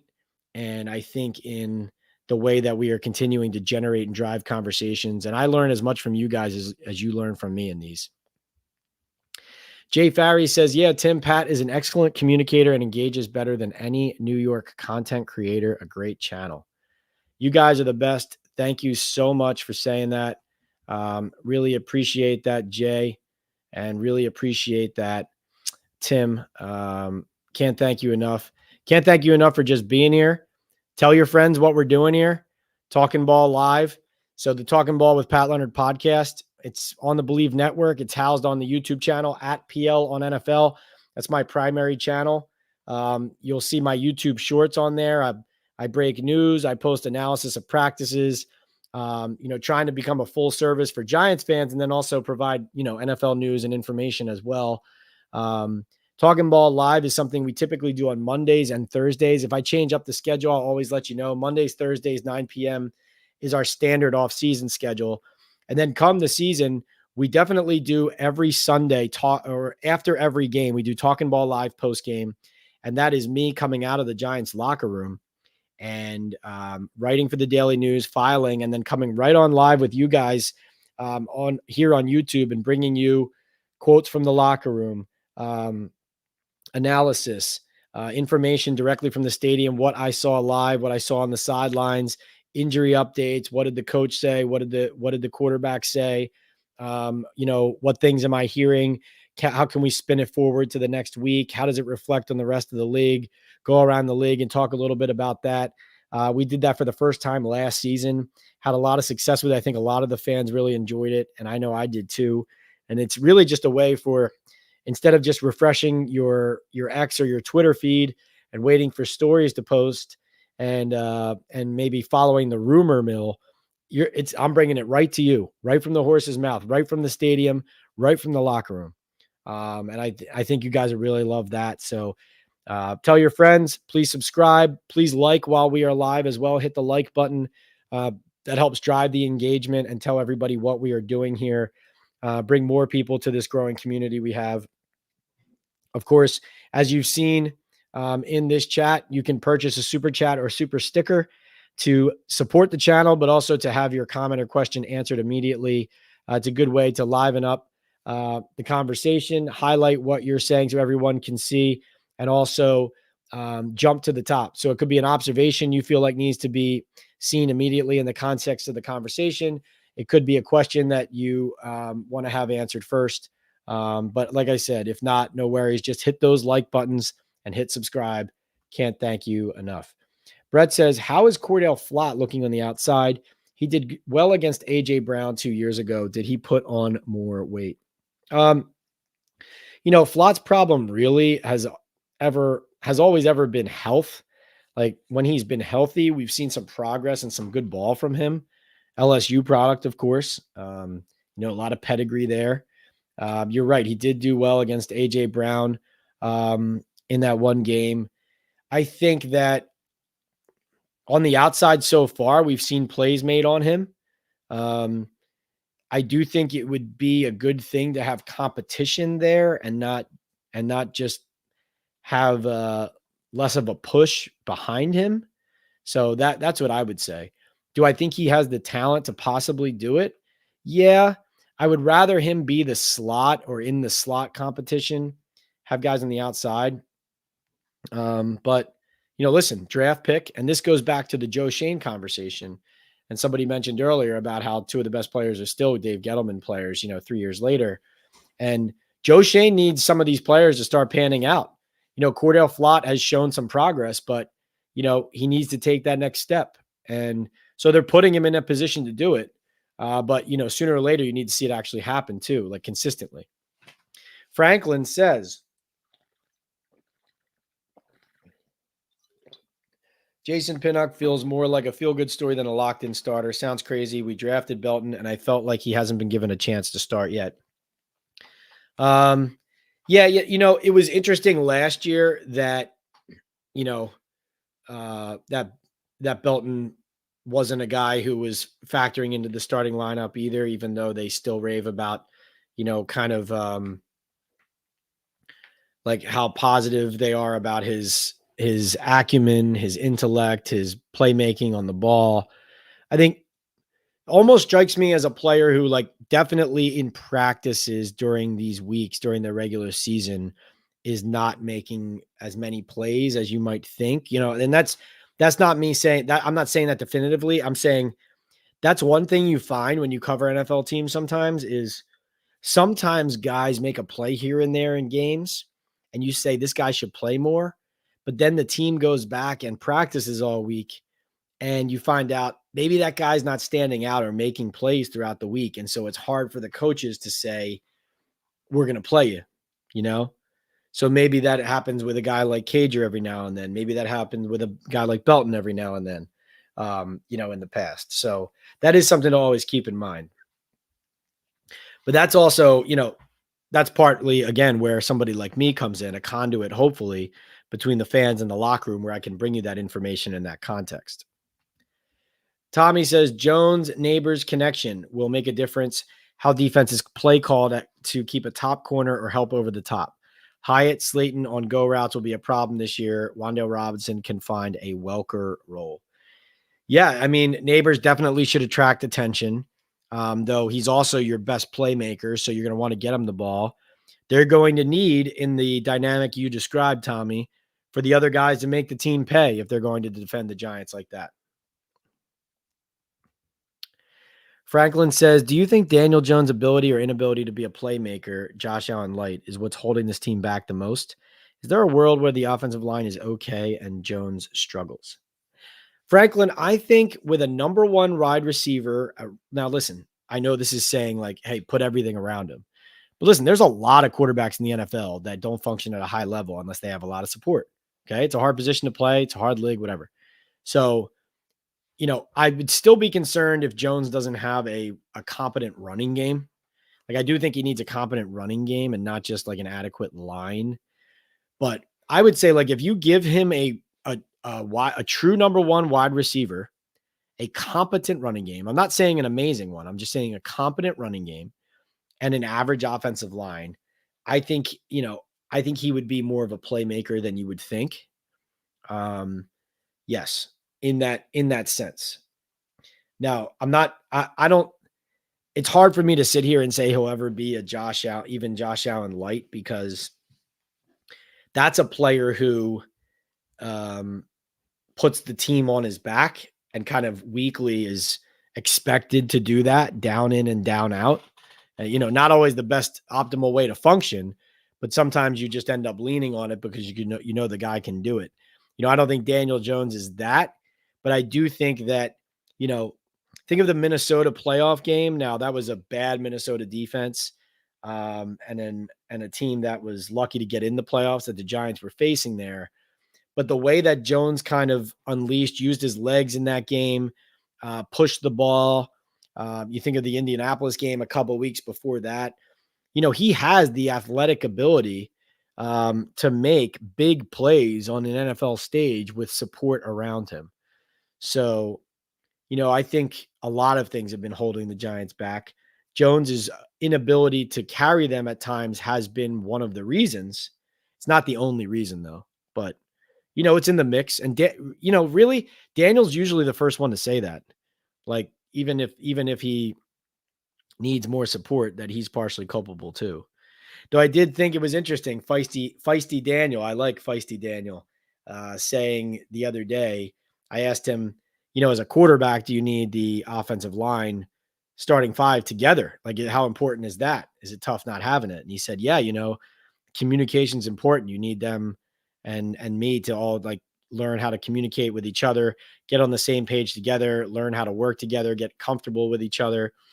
And at one point he said, the health of that group would help everybody, I think is how he said it, or could help everybody. That was interesting because listen, a feisty Daniel is still an intentionally boring feisty Daniel, but him essentially playing along and saying, yeah, it'd be nice if we could keep this line intact and healthy so we could play at our top, at our best, right? Like, that's how I took that. And so I thought that was interesting, continuing to watch that. KV Singh says, what if we go for Dak? I was thinking about that today, Singh. I was wondering whether to open with that because the Dak Jerry Jones chatter today and quotes were so juicy. Of course, they kind of spun around in a lot of different directions and ended up in the same place. But, Dak acknowledging that, hey, maybe I'll play elsewhere. And Jerry Jones saying, hey, maybe I won't be able to afford everything. I haven't been able to afford everything in my life. There's some things I can't afford. So, but then simultaneously, you have Jerry Jones and Dak Prescott both saying they hope Dak's back. So, again, it's kind of like they end up in the same spot they started, but it does make you continue to think about Dak Prescott on the open market. What do the Cowboys think he's going to be worth? Are they actually going to pay him in a climate where so many quarterbacks are getting paid to the levels that they are now? So, very interesting there. No Met says, if we go for Dak, it would set the Giants franchise back. No old goats, respectively. Wow. Dak's an old goat. Man, what does that make me? Holy cow. I'm just kidding. Singh, I think the Dak conversation is interesting because, you'd be talking about the Giants staring at a, top 10 quarterback in his production the last several years, who has won 12 games now, 3 straight years, who knows how many this year, and a guy who tears them to shreds every time he plays them, right? So that would be a tough thing, I think, when the Giants were considering whether or not to do that, to ignore. Like the fact that, man, it's really hard for us to forget that every time he plays us, he runs us out of the building, right? But I know this warrants more reporting, and I'll continue to do it. I know I did some digging around the draft and after the draft on all that stuff. And, I think a lot of people's opinion in the league is that if the Giants are at the position next year where they are moving on from Daniel Jones, it's probably going to be they're bad enough and drafting high enough, and it's time to go get a quarterback. Obviously, the Giants felt in large part like it was already time to do that, and they didn't get one this year. Franklin says, last question, is Aaron Robinson actually still injured from 2022? Franklin, I don't know all the exact permutations to this. I do get enough questions on it that it might be worth just pulling Aaron aside and asking if he'll describe it all to me, because it is definitely a player that I know intrigues fans, because I know why too, because it's like usually guys who are never available like this, usually they don't hang around. So then the question continues to linger, why is he hanging around? Right? Do they actually intend for him to be on the field? Is he actually going to play? So worth getting to the bottom of. Tommy says CB2 McLeod over Flott, but the front four is the gem, helping the secondary make plays on the ball, allow linebackers play downhill. Wish we had a secondary that could press man, zero man, blitz, and win the rep. I think it's going to be tough for the Giants defense to have the same impact early on, especially that they had last year. Like Martindale is an excellent, experienced coach who schemes to the opponent he's playing. Not to be discounted. They're going to miss that a lot. They're going to have to adjust quickly. And think about this. The best coaches like Martindale are guys who they take the talent they have and they make it work. And so it doesn't always look the same as it did the last year with a different skill set, but they'll find a way to mix and match and do it. And, the scheme that the Giants are supposed to be running now under Shane Bowen is a more standard, a simpler scheme that kind of puts guys in positions to go attack, which can work as well. But will they not have the advantage of kind of the schemester behind the scenes, rigging the game against the offense, as Martindale was able to do? D-Kit, you're the man. Bringing it right from the horse's mouth. Don't be so hard on yourself, Pat. I love it. That's my kind of humor. Stephen G says, who in your mind would be tight end 1 this year? Stephen, I think Chris Manhertz is going to play a lot. I don't think that means he's going to catch a lot of passes, but I think he's going to play a lot. I think Theo Johnson, if he gets healthy, is going to have a chance to be that. I know Bellinger's been here a while, but, known commodity. And listen, if I have to watch one more play get called back over a Daniel Bellinger hold, I'm going to pull my hair out. Like, this is just, the same way that Dable probably went wild at Cager's missed assignment in that one game. And listen, I'm not picking on Daniel Bellinger. I'm just saying, if you're going to make him the tight end 1 again, players are who they are. So I guess that's my point. Players are who they are. So as a guy who struggles with holding as a blocker, suddenly going to stop holding, like Darnay Holmes, there's some things he does well as a player. One thing he struggles with is in coverage. He tends to hold a lot. And so, expecting that player to not hold is unrealistic, right? I hope I'm wrong about Bellinger. I hope he fixes that, because obviously he has usefulness to the team. Nice guy, smart guy, but I'm going to say when it's settled, and listen, I have no basis of this for Theo Johnson because he's not even on the field yet. And usually I discount injured guys until they give me a reason to believe in them. But I do think, because, their drafting of him and picking him is indicative of the fact that they intend to plug and play at a position where Darren Waller retired on them a year after Joe Shane traded for him and restructured his contract, renegotiated his contract for him. So I think my pick is Manhertz, Theo Johnson with Cager and Bellinger mixed in, I guess. I'm interested to see Jack Stoll too. Want to see if he gets healthy here. D-Kid says, Dak is 31 and one of the top quarterbacks in the league. If we can get him, we should do it. All right. Tommy says, Flock got cooked too much. Banks, McLeod, Holmes, Newbin, Pinnock will do well on the field together. No Met says, Dak can't get it done with the Cowboys. We'd sign him for $60+ million for what? He can't get it done with a superior team. No old goats. No Mets. I see your point. There's plenty of people who feel your way because you can't win in the playoffs, win the big one. But holy cow, what Dak Prescott has done with the Cowboys, the Giants would absolutely kill for, right? Like the amount of money the Cowboys are making, the amount of people they put in the seats, the consistent level of popularity they have. Their offense is among tops in the league many of these years.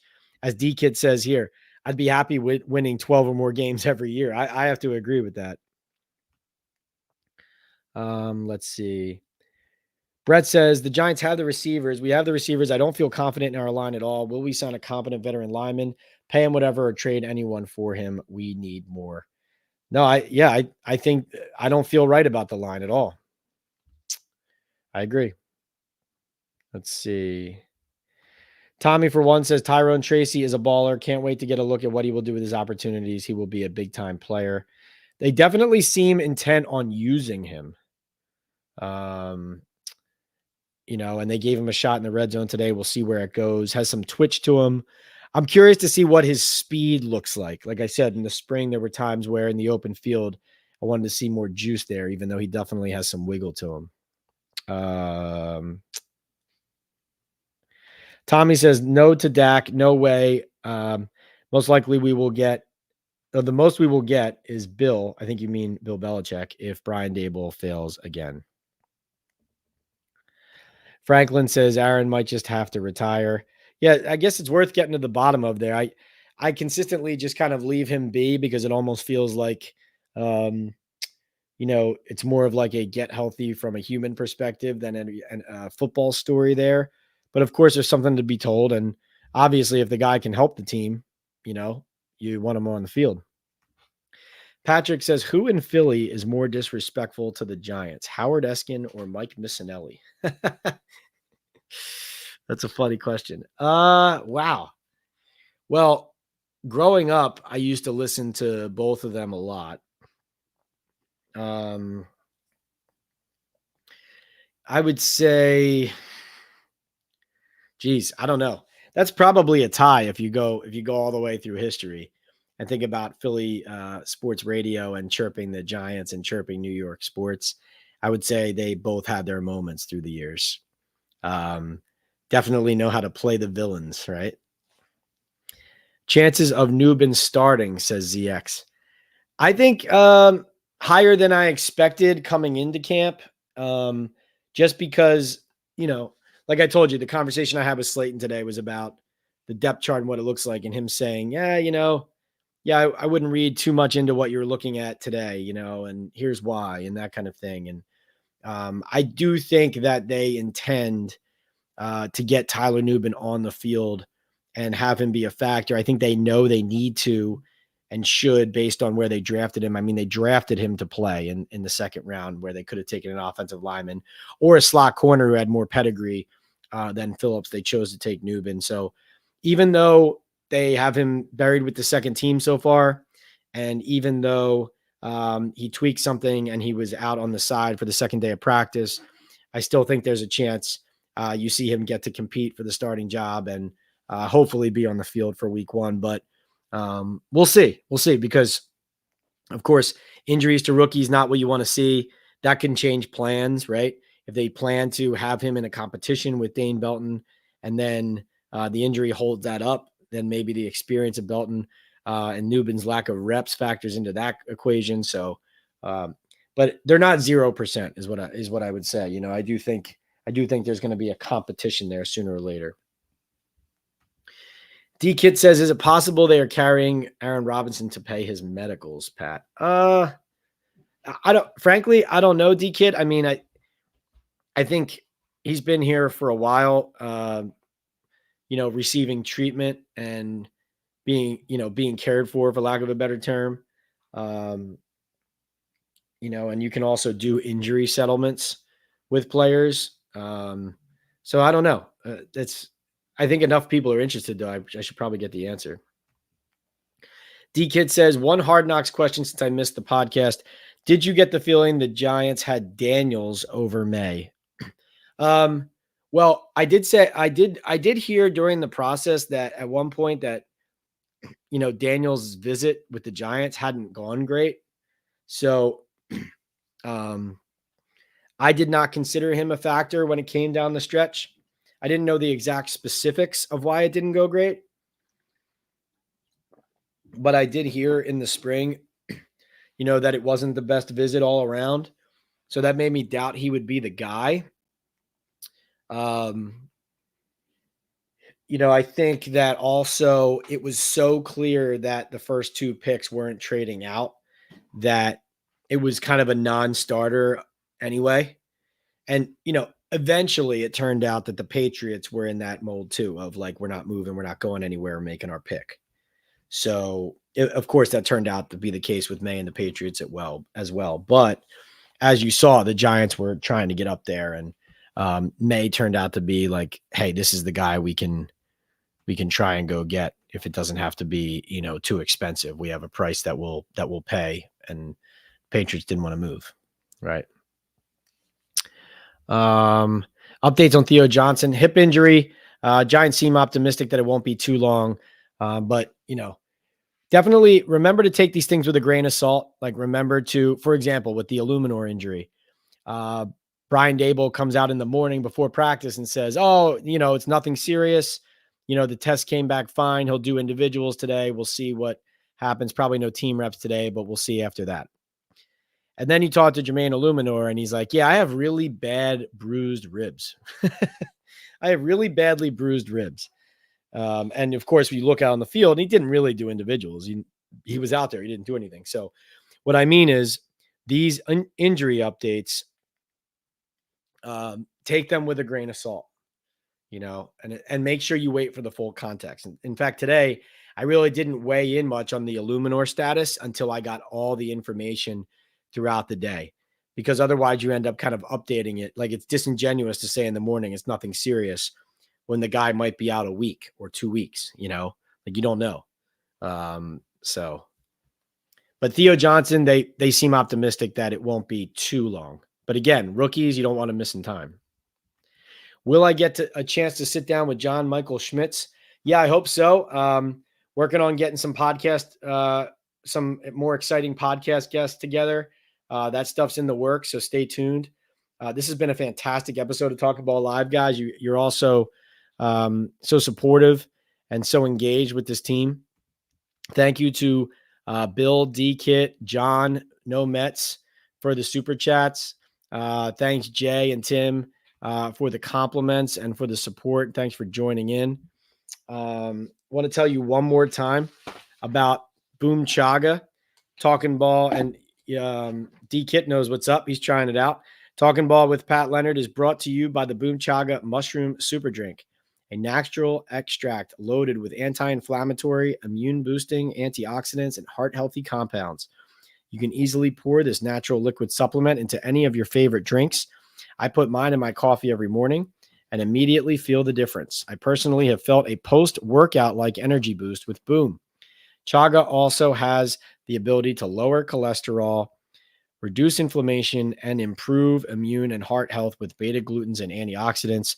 Go to boomchaga.com today to place your first order. And if you use the discount code TalkinBall25 or access it through the QR code on your screen, you will get 25% off your first subscribe and save order. Right now, that means a month's supply costs you only $30. Start feeling the difference today at boomchaga.com. We are also brought to you by Bet Online and by Estate 98 Coffee, an Essencia Day Cafe from El Salvador, dates back to 1798. I drink it all the time when I'm doing the Talkin Ball podcast. Go to Estate 98's website or order through their TikTok shop. I think they're Drink Estate 98 on TikTok. Brett says, thanks a lot. D-Kit says, I needed this episode. Thanks, Pat. So did I, D-Kit. Thanks for getting the ball rolling. Thanks for driving the conversation. Thank you so much to all the Giants and NFL fans who take the time out of their busy weeks, their busy days, and busy nights to be here talking ball with me and with our community. We will see you next time. Go watch my episode with Willie Colon, Talking Ball with Pat Leonard, with Willie Colon, Super Bowl champion, Jeremy Fowler, ESPN insider. Also have one coming up with insurance guru Rich Salgado, Big Daddy himself, tell some really interesting Giant stories and learn about somebody who's interconnected in the NFL that you might not know a ton about. So check that out. Talk soon. If you're listening on Apple Podcasts or Spotify, thanks so much for checking in on the Believe Network. And remember to subscribe to the Pat Leonard YouTube channel at PL on NFL. Talkin Ball Live. See you guys next time.